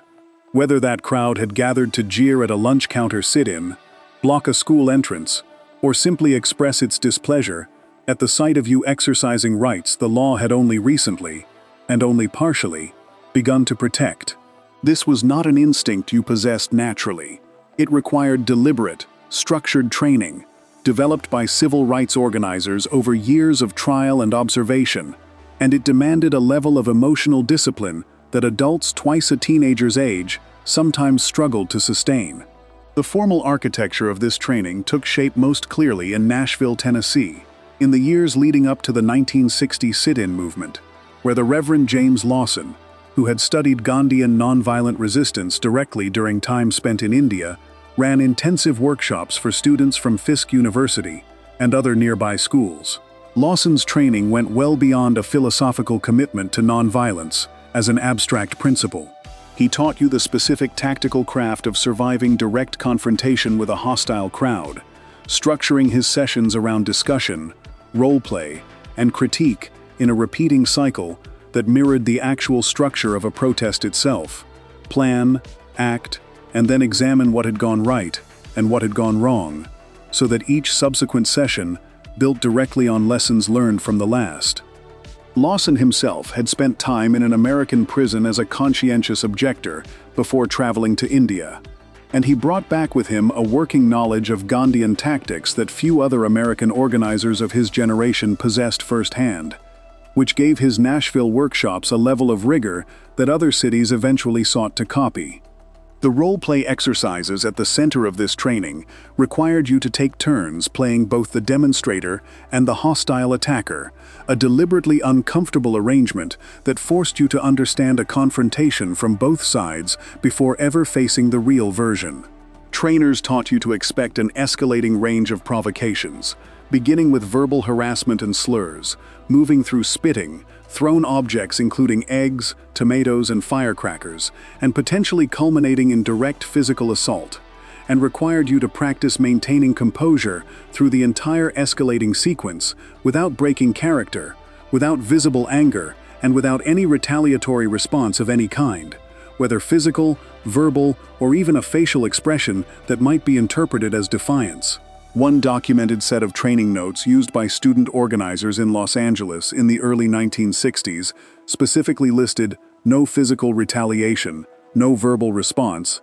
and no nonverbal reaction as 3 separate, distinct disciplines you needed to master independently, since you might successfully avoid physical retaliation while still betraying anger through tone of voice or facial expression, undermining the strategic purpose of the entire demonstration. That strategic purpose mattered enormously to the trainers designing these sessions, and understanding it helps explain why the training was so demanding. Organizers taught that the entire value of nonviolent protest depended on a stark visual and moral contrast between your calm, dignified behavior and the visible aggression of those attacking you, a contrast that, when captured by journalists and broadcast to a national audience, could shift public opinion in ways that violence or even eloquent argument alone could never achieve. If you lost composure and struck back, even in obvious self-defense, you risked collapsing that contrast entirely, handing attackers and hostile local authorities a justification for further violence and undermining the broader political strategy that depended on maintaining the moral high ground in the eyes of a watching public. Training sessions therefore treated composure under provocation not as a nice-to-have quality, but as the single most important tactical skill you needed to master, and instructors would sometimes deliberately escalate a role-play beyond what a real attacker might do, on the theory that if you could hold composure through an exaggerated worst case, you would hold it easily against the real thing. The specific physical instructions taught alongside this emotional discipline reinforced the same underlying strategy. Trainers taught you that people standing on their feet were perceived by police and hostile crowds as more threatening than people seated calmly on the ground. And organizers sometimes deliberately instructed demonstrators closest to a police line to sit down specifically to diffuse rising tension and forestall an attack that seemed imminent. When large, disciplined groups found themselves trapped between hostile lines with no clear path to retreat, sitting down and accepting arrest became, in the calculus these organizers taught, the safest available option, since remaining standing and visibly agitated in that same circumstance increased the likelihood of a violent police response. Songs played a specific, deliberate role in this training as well, one that went beyond simple morale building. Veterans of these training sessions who documented their experiences later explained that group singing served multiple practical functions during an actual confrontation. It bonded you and your fellow demonstrators together and reinforced discipline in the moment. It gave you a structured way to respond verbally to hecklers without engaging in the kind of direct argument that trainers explicitly prohibited, since singing together could not easily be interpreted as aggression the way individual shouting could. And it gave frightened participants something concrete and rhythmic to focus on that helped regulate their own emotional state under extreme stress. Certain songs became so closely associated with specific campaigns that veterans of those campaigns could later identify exactly which march or which jail cell a particular verse belonged to, the melody itself carrying the memory of the moment it had been sung. The willingness of civil rights organizers to extend this same demanding training to younger participants, including the more than 1,000 students who walked out of Birmingham schools in May 1963 to join what became known as the Children's Crusade, reflected a difficult calculation adult leaders made deliberately rather than accidentally.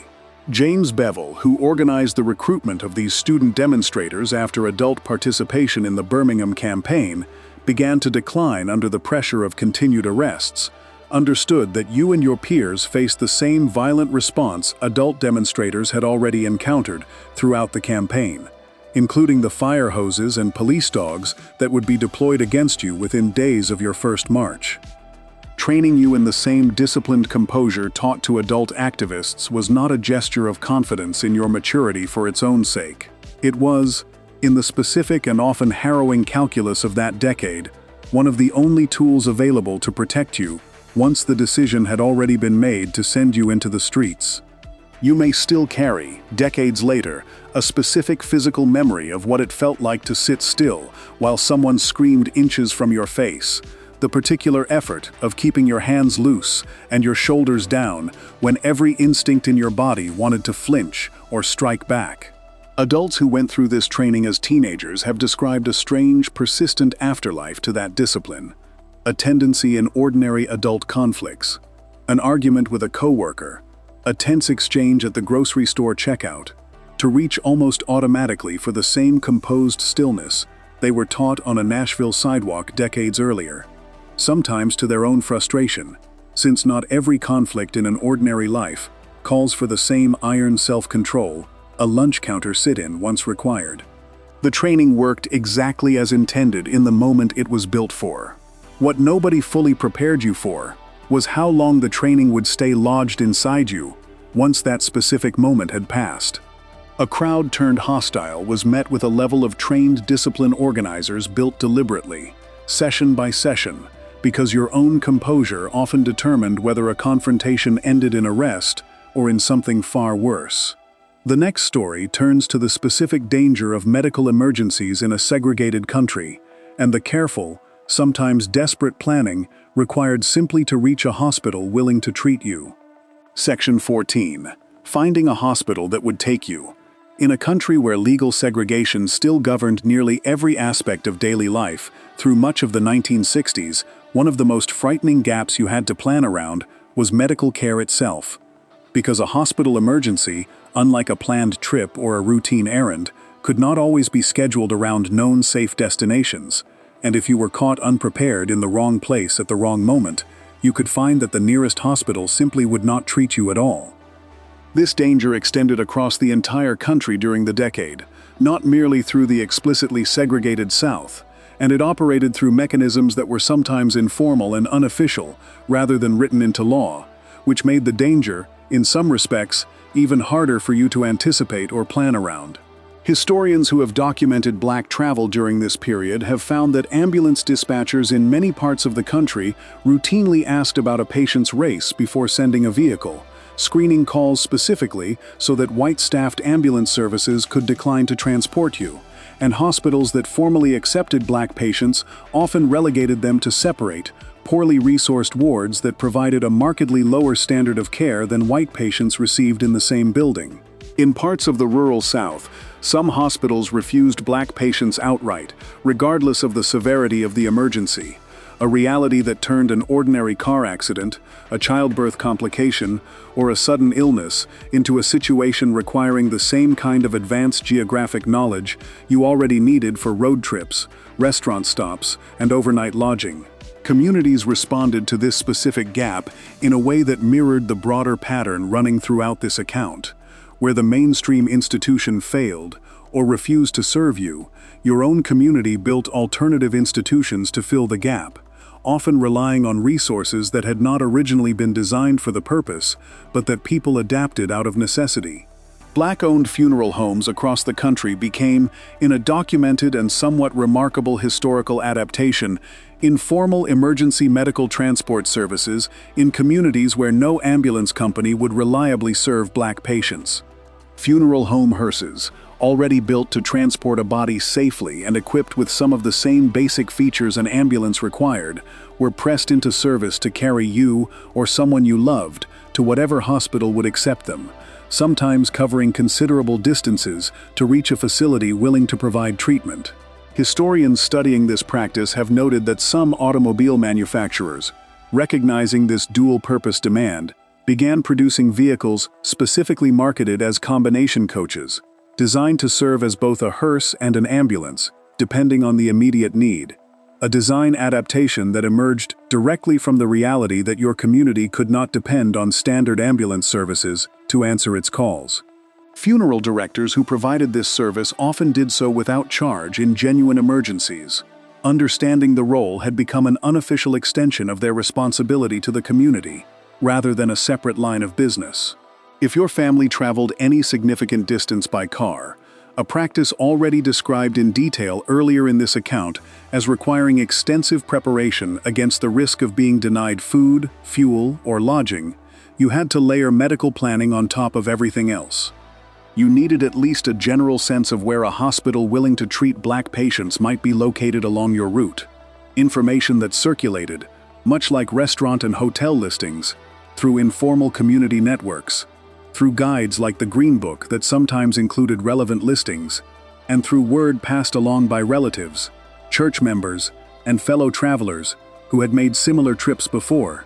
The stakes of getting this wrong were made grimly concrete by documented accounts describing families who, faced with a medical emergency on the road, chose to drive considerably farther than the nearest hospital, specifically because they knew or suspected that the closer facility would turn them away. A delay that in a genuine emergency could mean the difference between a survivable injury and a fatal one. Your parents likely taught you about this specific danger carefully, aware that explaining the full reality risked frightening you unnecessarily about something that, with careful planning, they hoped you would never actually encounter. But if you were old enough to drive or to travel with relatives over longer distances, you were taught the same layered geographic knowledge your parents relied on. Which hospitals in which towns had reputations, whether earned through direct family experience or through the broader community grapevine, for treating Black patients fairly, and which hospitals were known or believed to turn Black patients away, information that could not be verified through any official channel and that had to be gathered instead through the same informal, trusted community networks that governed so much of your life under segregation. Some families kept a small, handwritten list tucked into the same glove compartment that held the Green Book, a private record of hospitals and doctors that had proven trustworthy on previous trips, updated and passed along whenever new information reached them. The passage of the Civil Rights Act of 1964 and subsequent federal policy changes tied to the implementation of Medicare and Medicaid in the mid-1960s, which required hospitals receiving federal funds to desegregate their facilities in order to remain eligible for that funding, eventually began dismantling the most explicit forms of this discrimination, giving federal regulators genuine leverage over hospitals that had previously operated with almost total discretion regarding which patients they would treat. But the transition away from segregated medical care did not happen instantly upon the law's passage, and if you were raising children through the middle years of the decade, before this federal leverage had fully taken effect, knowing which hospitals would and would not treat a Black patient in an emergency remained one of the most practical and most quietly terrifying pieces of survival information you needed to carry with you. You may also have grown up understanding a specific hierarchy of trust that applied even within the category of hospitals that would treat Black patients at all.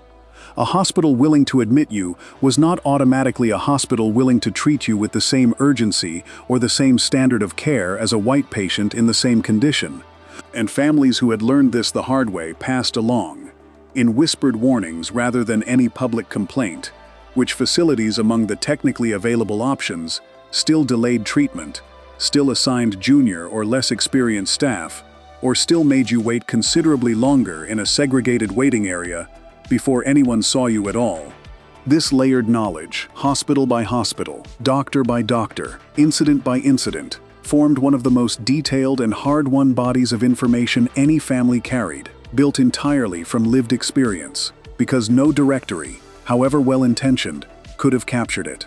Before we move on, if you're enjoying this analysis, please consider subscribing. It helps the channel tremendously. A hospital willing to treat you in an emergency was found through the same careful, informal knowledge that governs so much of your travel and daily life, sometimes relying on funeral homes to fill the gap left by ambulances that would not come.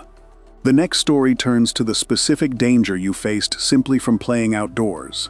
and the careful boundaries drawn around which streets, parks, and neighborhoods were safe for you to explore. Section 15. The boundaries of where a child could play. If you grew up black in the 1960s, your family eventually had to draw an invisible map across the town or city where you lived. A set of boundaries marking which streets you could walk freely, which parks were safe to visit, and which neighborhoods, however close they might be geographically, were understood to be entirely off-limits, regardless of the hour or the season. This map was never printed or posted anywhere. It existed only in the shared knowledge of your community, and in the careful, repeated instructions your parents gave you long before you were old enough to venture far from home on your own. The boundaries themselves grew directly out of the physical segregation that shaped nearly every American city and town during this period. A segregation enforced not merely by custom, but by specific, deliberate government policy that had been building for decades before the 1960s arrived. Federal housing programs, including the discriminatory lending practices of the Homeowners Loan Corporation and the Federal Housing Administration, had spent the preceding several decades systematically confining black families like yours to specific neighborhoods through redlining, restrictive covenants, and outright refusal to insure mortgages in areas where black residents lived, producing cities in which black and white neighborhoods sat immediately adjacent to one another while remaining, in practical terms, entirely separate worlds governed by different rules and different levels of safety. If you grew up in one of these neighborhoods, you understood, often before you could articulate why, that crossing an invisible line into the surrounding white area carried genuine risk that had nothing to do with the physical distance involved, and everything to do with who considered that space their own. Parks presented a particular category of danger that required its own specific instruction, because a park's outward appearance as a shared public space, open and available to everyone, concealed a reality in which your access was frequently contested, restricted, or outright denied through informal enforcement, even where no explicit law barred entry. The same pattern of exclusion documented in the earlier account of segregated swimming pools extended to parks more broadly, with many municipal parks maintaining segregated sections, segregated hours, or an unwritten but rigidly enforced understanding among local residents that certain parks, playgrounds, or recreational facilities were simply not meant for you, regardless of what any official policy stated. If you wandered into the wrong park, even one located only a few blocks from your own neighborhood, you risked an encounter with hostile residents or local authorities that could escalate quickly and unpredictably. Some parks maintain this exclusion through nothing more than the consistent presence of hostile adults on benches near the entrance, a form of enforcement that required no ordinance and left no paper trail, but functioned every bit as effectively as a posted sign. The instruction your parents gave around these boundaries had to account for a particular danger specific to childhood itself, your own natural tendency to explore, to wander further than intended while playing, to chase a ball or a friend across a boundary line without fully registering that you had crossed it.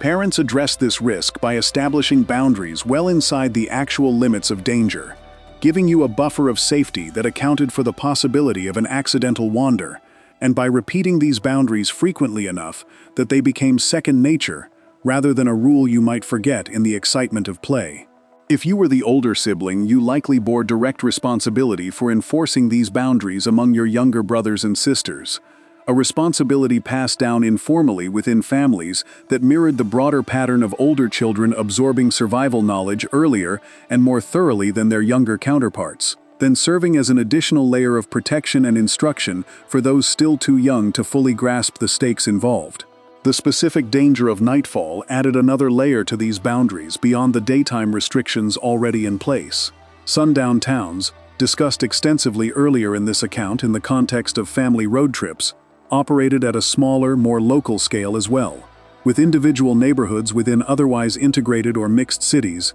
sometimes enforcing their own informal curfews, specifically targeting black residents and visitors after dark. If you were permitted, within reason, to walk a few blocks during daylight hours within a familiar area, you could face an entirely different level of risk, attempting the exact same walk after sunset, even without crossing any additional boundary, simply because the informal protections daylight and visibility offered disappeared once darkness fell. Your parents likely built specific curfews around this reality, often stricter than curfews imposed by white families in the same city, for reasons that had nothing to do with typical childhood safety concerns like traffic or general crime,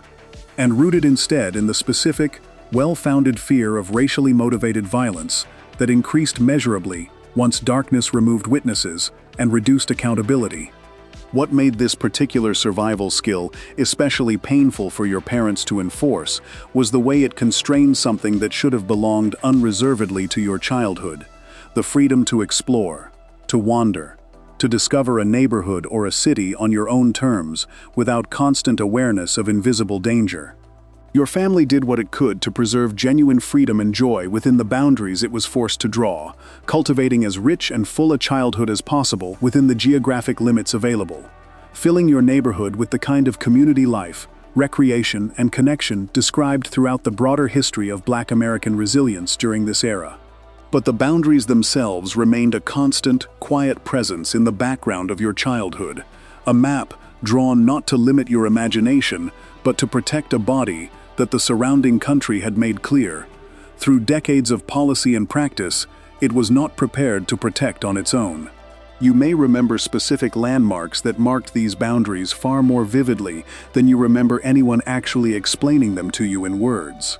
A particular intersection where the sidewalk quality visibly changed, a certain storefront that always seemed to have someone standing outside watching, a stretch of railroad tracks that functioned, without any sign ever announcing it, as the unofficial edge of where you belonged.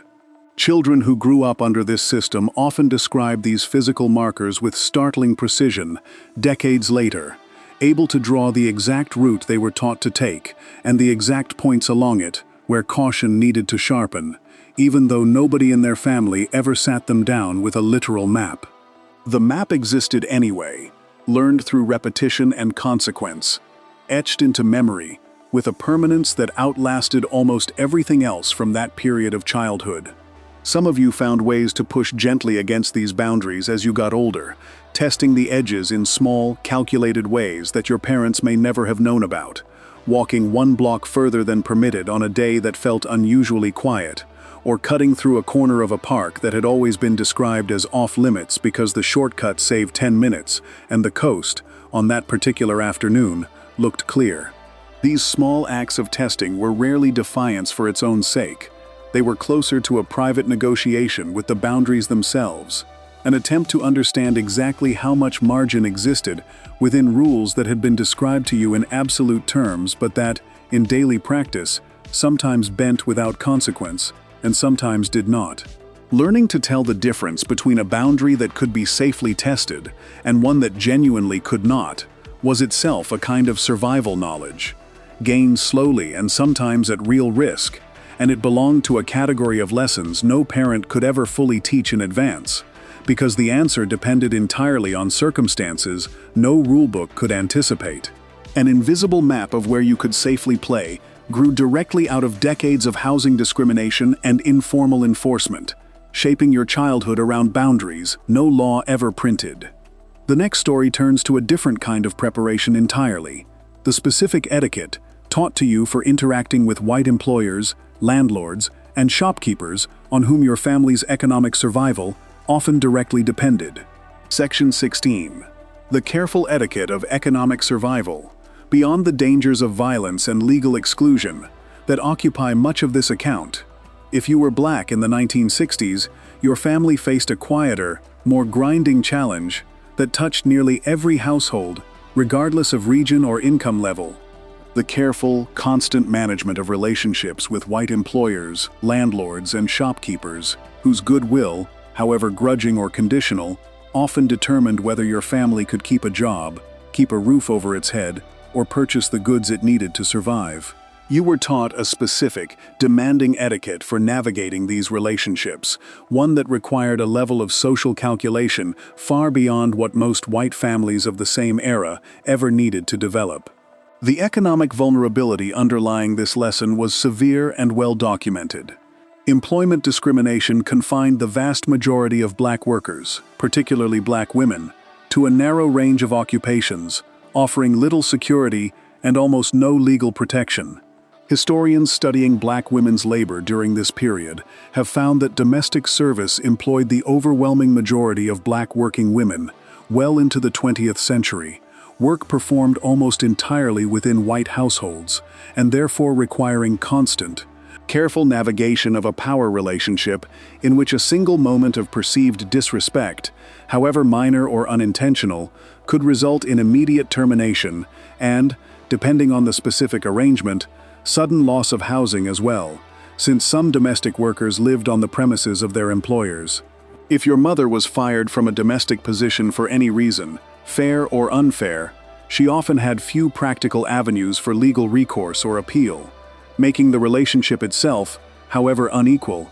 something that required constant, careful maintenance. This vulnerability was compounded by the fact that domestic work in this period was almost entirely excluded from the labor protections other American workers had won during the New Deal era. Since the legislation establishing minimum wage, overtime pay, and the right to organize had been written, deliberately in many accounts, to exclude the occupational categories where black workers were most heavily concentrated. You were taught to understand this dynamic through a specific set of behavioral expectations that extended the broader etiquette of racial deference, described earlier in this account, into the more intimate, sustained context of ongoing economic relationships. You needed to understand, often at an age when the underlying logic was difficult to fully grasp, why a parent might absorb an insult from an employer without visible response. Why your mother, working as a domestic servant, might need to enter through a specific door, use a specific bathroom, or eat a meal separately from the family she worked for, and why these arrangements, however degrading, were treated as simply the price of maintaining an income your family genuinely needed to survive. Some parents made a deliberate choice to shield you from witnessing these specific humiliations directly, sending you to play elsewhere on the days your mother returned home visibly worn down from a particular incident, while others, particularly once you were old enough to eventually enter the workforce yourself, treated direct exposure and explanation as a necessary part of preparing you for a workplace reality you would very likely encounter yourself.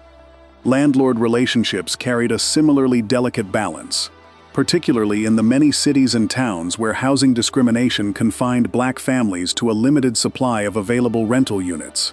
giving individual landlords outsized power over tenants who had few realistic alternatives if a relationship soured. You were taught to be careful about complaints regarding maintenance issues, unfair charges, or other legitimate grievances, weighing the value of raising a concern against the risk of provoking a landlord who might respond with eviction rather than resolution, a calculation that occurred against the backdrop of housing markets in which black families frequently paid more for worse-maintained properties than white families paid for comparable or better housing, precisely because the restricted supply of housing available to black renters gave landlords in those neighborhoods disproportionate leverage. If your family had waited months to find an available apartment within the boundaries of a neighborhood open to you, you understood that raising a complaint, however justified, risked losing that hard-won foothold entirely. Retail interactions demanded their own specific version of this careful navigation. If you shopped in many stores, even those willing to serve black patrons at all, you faced routine indignities, including being served last regardless of arrival order, being denied the ability to try on clothing before purchase, or being subjected to closer scrutiny for suspected theft than white customers received under identical circumstances. Some stores maintained a policy, understood by staff even when never printed on any sign, that black customers could not return merchandise once purchased, regardless of the reason, a policy that meant your ill-fitting shoes or a poorly made coat had to be accepted as final, the moment money changed hands. You were taught how to shop under these conditions without visible protest, understanding that a store's willingness to serve you at all, however grudgingly, represented a fragile arrangement that a single dispute could jeopardize, potentially closing off one of the limited number of businesses in the area willing to serve your family at all. The cumulative weight of this economic etiquette fell disproportionately on Black women, who occupied both the most economically vulnerable positions within this system, through domestic service and other low-wage, low-security occupations, and the most direct daily contact with the white households and employers whose goodwill mattered most. The National Domestic Workers Union and similar labor organizing efforts that emerged during this period understood explicitly that improving wages and working conditions for domestic workers was inseparable from broader questions of Black economic survival and family stability, recognizing that every dollar gained through fairer treatment represented not just improved daily life, but genuine progress toward the kind of economic security, including eventual homeownership, that had been denied to your family through generations of discriminatory policy. What made this particular survival skill distinct from many others in this account was its sheer duration and its intimate, sustained nature. A traffic stop or a hostile encounter on the street, however dangerous, typically resolved within minutes, one way or another. The careful management of an employment or landlord relationship required sustained vigilance, stretched across months and years, a daily, almost invisible labor of calculation and restraint that rarely appeared dramatic enough to be remembered as history, but that shaped the actual texture of your family's life and your family's economic survival throughout the entire decade. If your mother managed this relationship successfully for years, absorbing slights and navigating small humiliations without ever losing the income your household depended on, she was performing a kind of quiet, sustained labor that left no dramatic photographs and no newspaper coverage, but that kept you fed and housed through some of the most economically precarious years your family faced. Before we move on, if you're enjoying this analysis, please consider subscribing. It helps the channel tremendously. A sustained, quiet vigilance stretched across years rather than minutes, shaping your daily life in ways rarely remembered as dramatic history, but felt constantly by the families living it. The next story turns to a different, more hopeful kind of preparation: the specific knowledge passed down to you about which businesses, services, and spaces within your own community could be trusted completely. Section 17. The businesses you could trust completely. Set against every danger and every careful calculation described so far in this account, stood a different, more sustaining kind of knowledge that your parents also worked hard to pass down to you.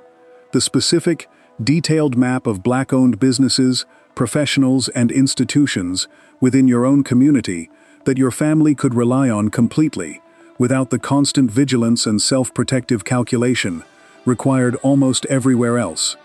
Learning this map was every bit as essential a survival skill as learning to avoid danger, because it told you where safety, dignity, and genuine welcome could reliably be found. This knowledge existed because Black communities across the country had spent decades, reaching back well before the 1960s, building an extensive parallel economy in direct response to the systematic exclusion Black families faced from white-owned businesses and institutions. By the middle of the 20th century, this parallel economy had grown dense and sophisticated in cities with large Black populations, offering everything your family might need without ever requiring an encounter with a hostile or uncertain white-owned establishment. Durham, North Carolina, had built a concentration of Black-owned businesses along its Parish Street corridor, dense enough to earn national comparisons to Wall Street, anchored by institutions including the North Carolina Mutual Life Insurance Company and the Mechanics and Farmers Bank. Atlanta's Auburn Avenue carried a similar reputation, described at its peak as the richest Negro street in the world, home to insurance offices, banks, law firms, barbershops, and churches that together formed a complete, self-sufficient economic and social infrastructure. If you lived in a smaller city without the scale of Durham or Atlanta, you likely still had a handful of anchoring Black-owned institutions, often clustered along a single street or a few adjoining blocks. which meant your family carried an even more precise mental map, since the margin for error was smaller and every trusted business mattered more. Your parents taught you this map, focused first and most urgently on medical care, given the documented dangers of segregated hospitals and discriminatory ambulance services described earlier in this account. Knowing the name and location of a trusted black doctor, dentist, or pharmacist, someone who would treat your family with genuine care and competence, rather than the diminished, sometimes dangerous treatment black patients frequently received in white-run facilities, ranked among the most important pieces of practical knowledge your family could possess. These relationships often extended across generations, with families remaining loyal to the same black medical practice for decades, in part because the relative scarcity of black physicians, a direct consequence of discriminatory admissions policies at most American medical schools throughout this period,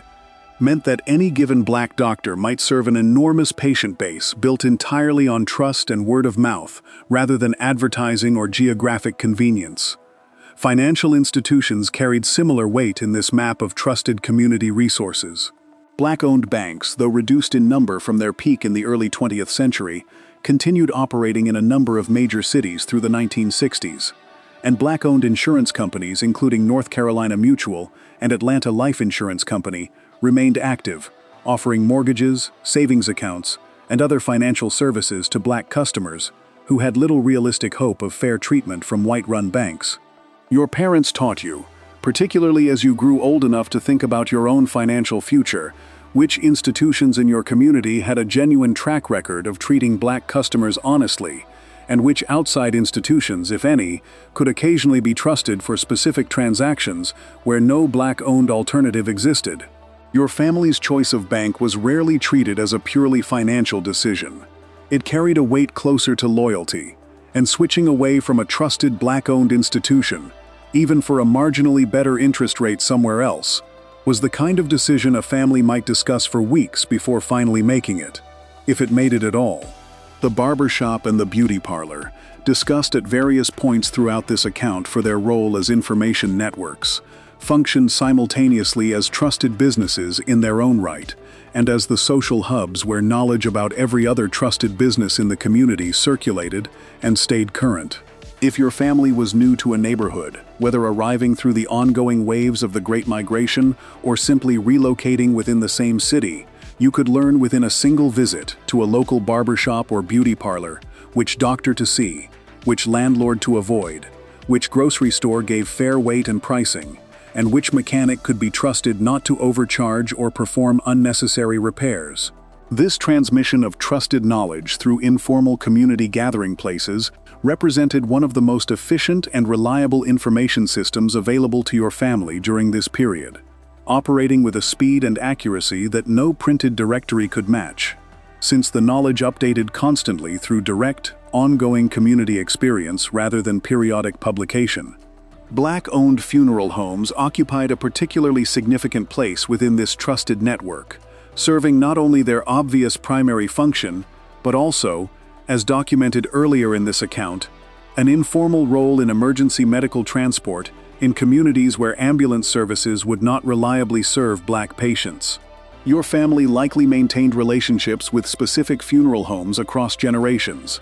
understanding that these businesses represented a level of institutional stability and community commitment that extended well beyond any single transaction, since the same funeral home that had buried your grandparents might, decades later, still be operating under the same family ownership to serve your own children.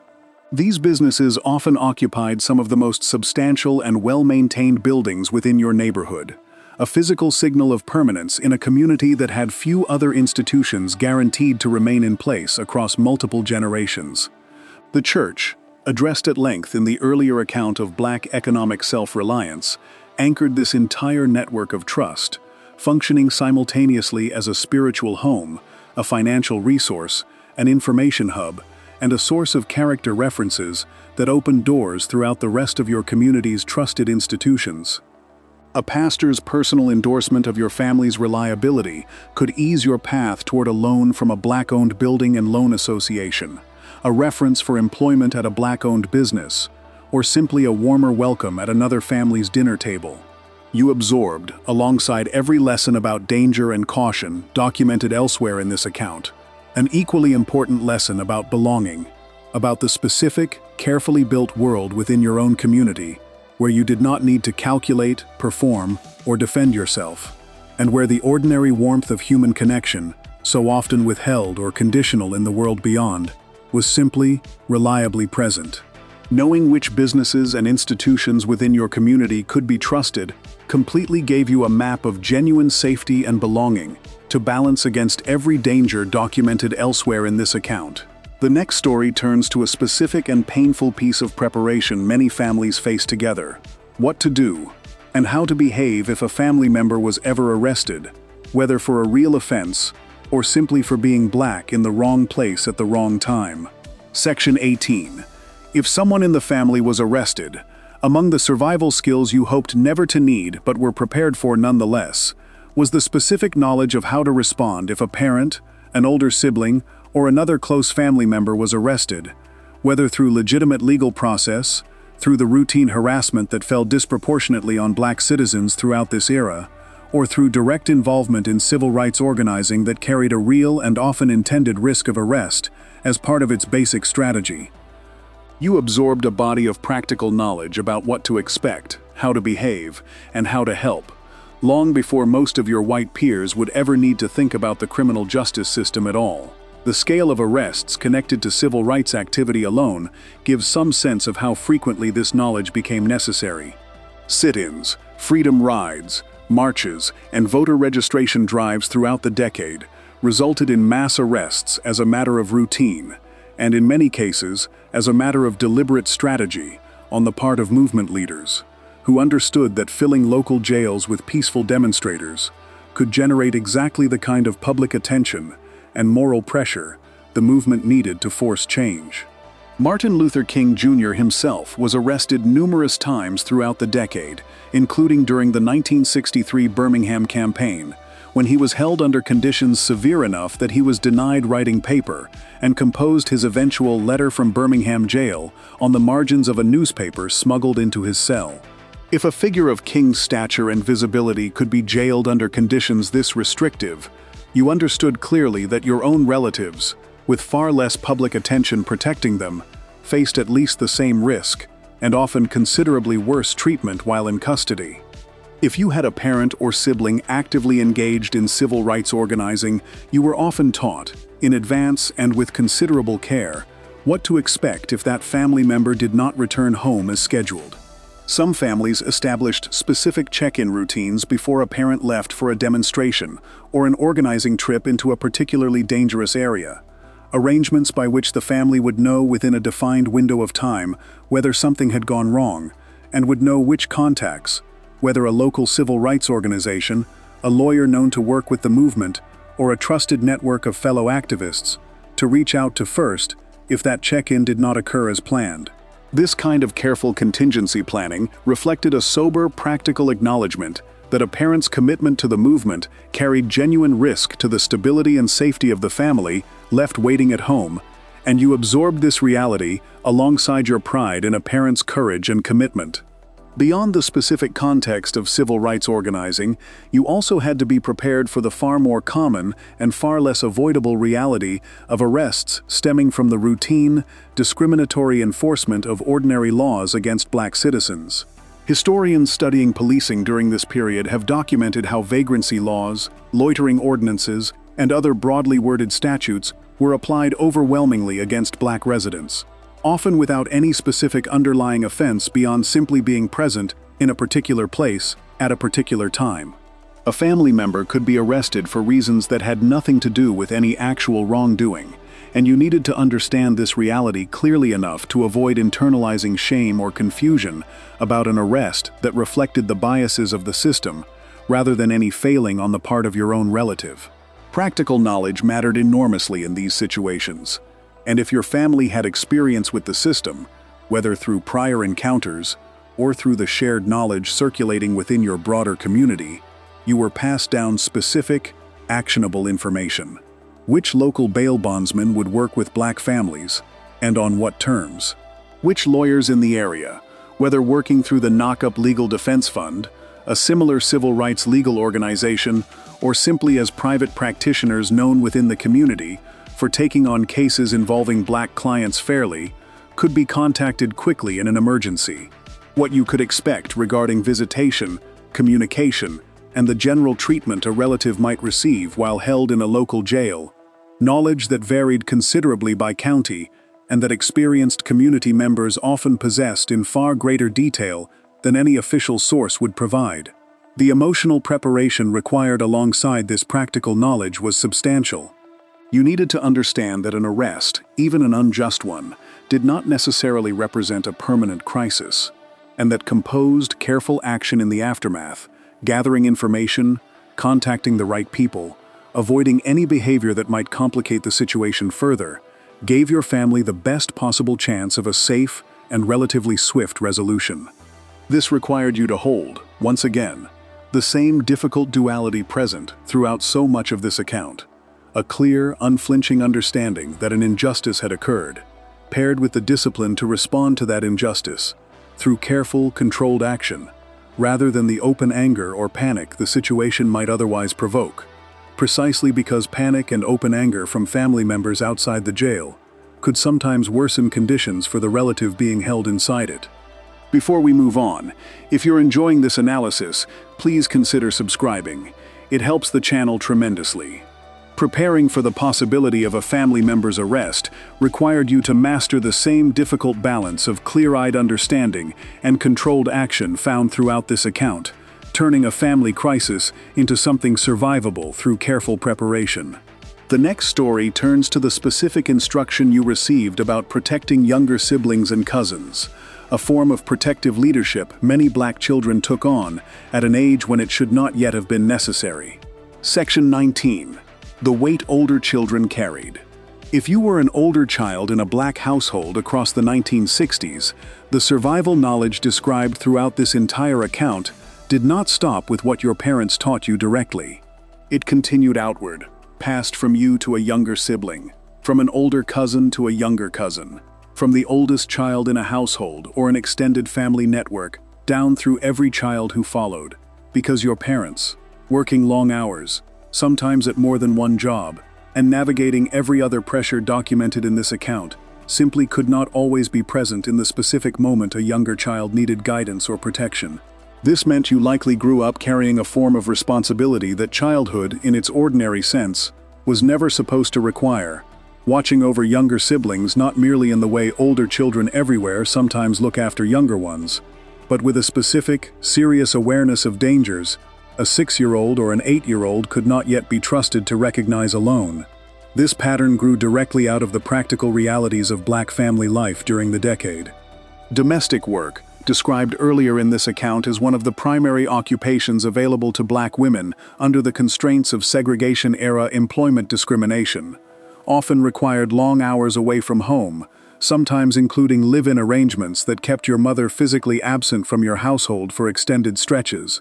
sometimes for the entire work week, returning only on a single day off to see her own children.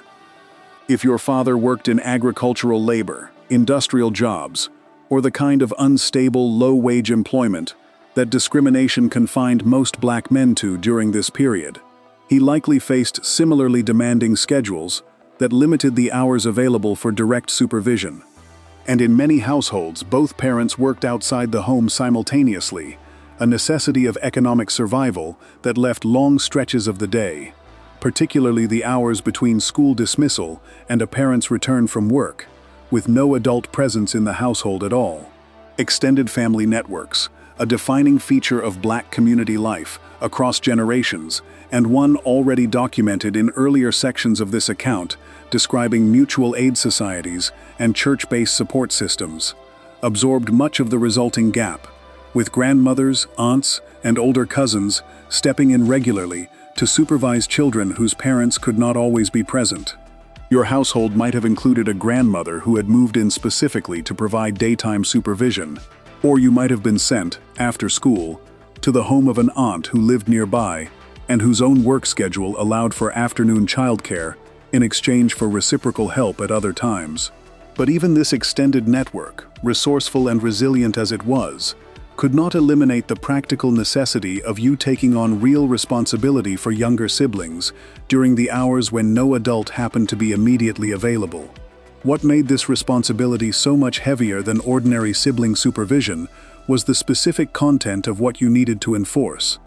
If you were an older sister watching younger brothers and sisters while your mother worked a domestic shift across town, you needed to enforce the same boundaries around neighborhood safety described earlier in this account, knowing exactly which streets were acceptable for play and which were not, and needing to recognize, without an adult present to make the judgment for you, the specific warning signs that might indicate a dangerous situation developing nearby. If you were an older brother taking younger siblings to a store or a park, you needed to model and actively enforce among children too young to fully grasp the reasoning behind it the entire etiquette of racial deference covered in earlier sections of this account, correcting a younger sibling's behavior in real time if that sibling stared too long at a passing stranger or wandered past a boundary you had been taught to respect, but that a 5-year-old had no way of perceiving on their own.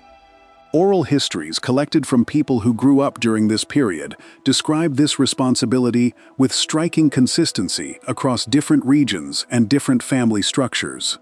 Adults reflecting on their own childhoods recall specific memories of being entrusted, at ages that would strike most people today as remarkably young, sometimes no older than 9 or 10, with the direct safety of a younger sibling in public settings. Memories that carry a mixture of pride at having been trusted with something important and a quieter, more complicated recognition, arrived at only later in life, of just how much weight had actually rested on their young shoulders during those moments. This burden fell with particular weight on you if you were an oldest daughter, reflecting broader patterns in Black family structure during this period in which older girls were frequently expected to take on caregiving responsibilities that extended well beyond typical sibling supervision into something closer to a genuine parental role. You might have been responsible not only for supervising younger siblings after school, but for cooking dinner, managing household chores, and making the kind of practical daily decisions a parent would ordinarily make,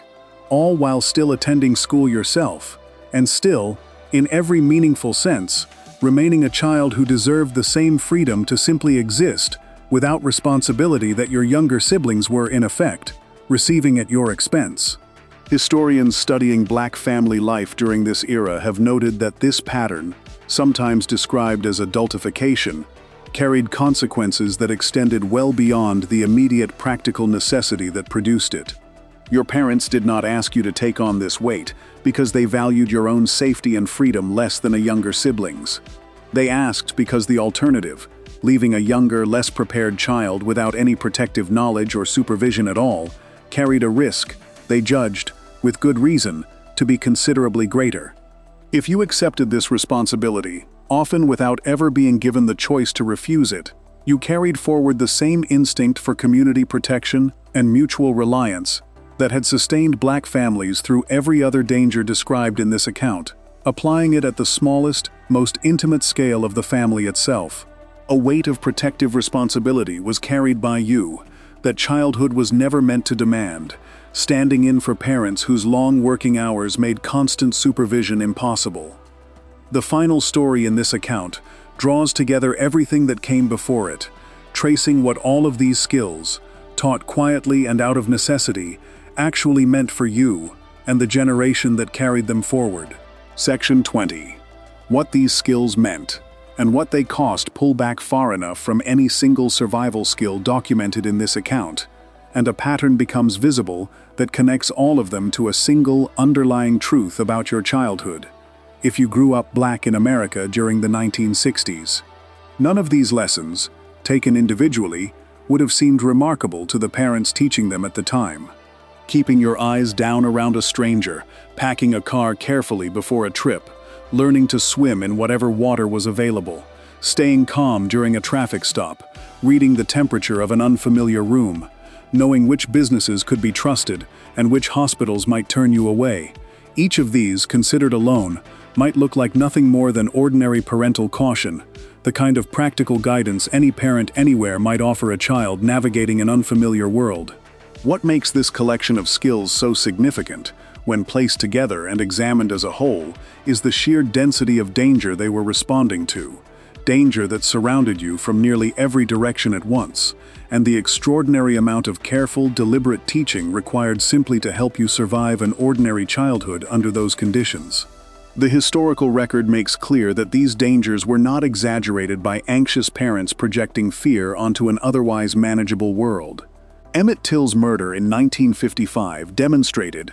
with brutal clarity, exactly what could happen when the etiquette of racial deference was violated. Whether through genuine transgression or through nothing more than a fabricated accusation, and the fact that his killers were acquitted by an all-white jury within barely an hour of deliberation confirmed for an entire generation of parents that the legal system offered no meaningful backstop if the informal rules of survival ever failed.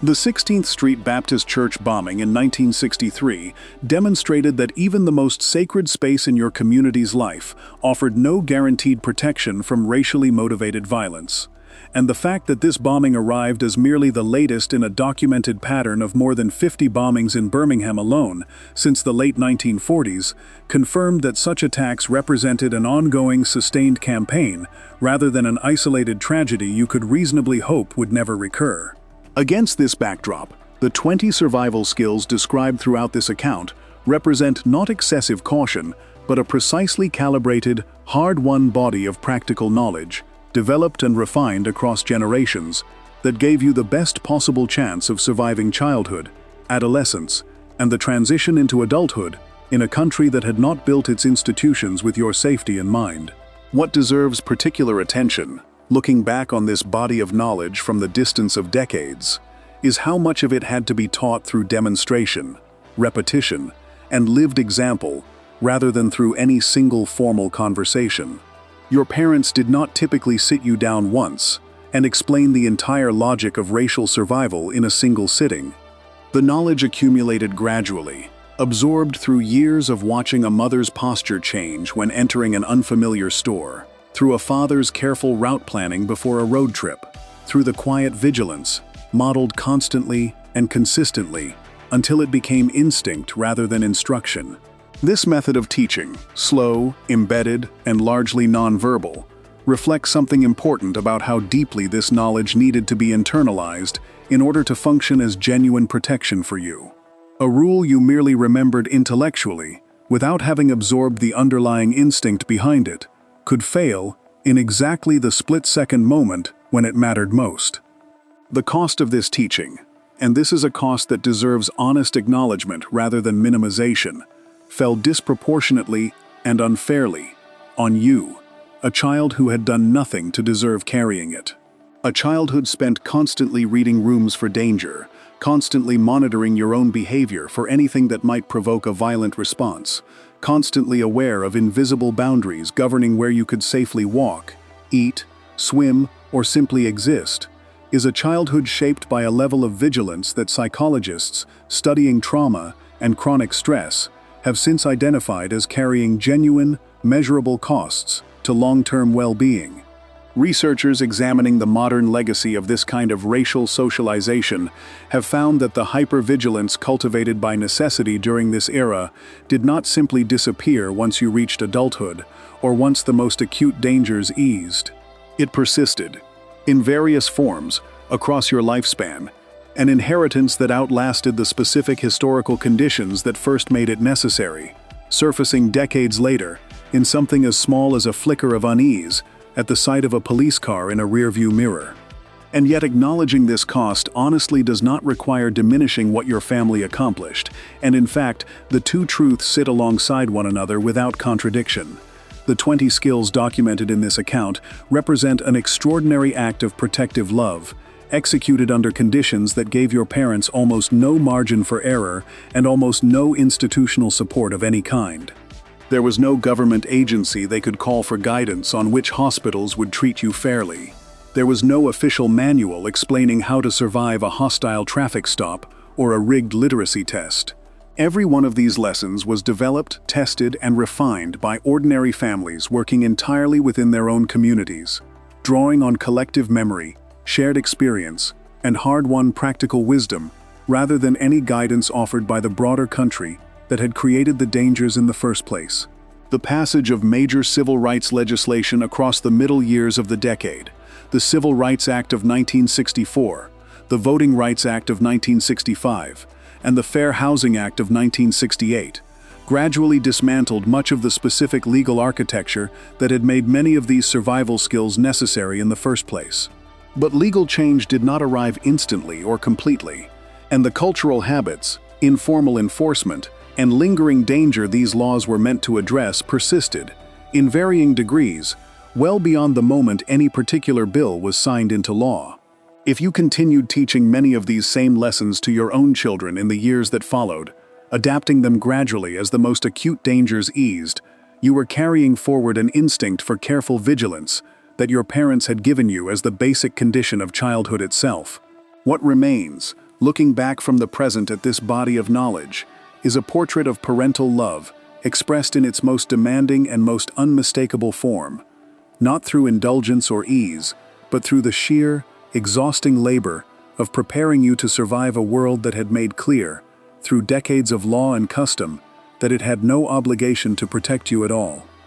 20 skills, taught quietly, taught constantly, taught out of necessity rather than choice, carried you and an entire generation of black children through some of the most dangerous years this country has known, and passed down, in the process, an inheritance of resilience that outlasted every law that eventually rendered the original danger, in its most explicit form, illegal.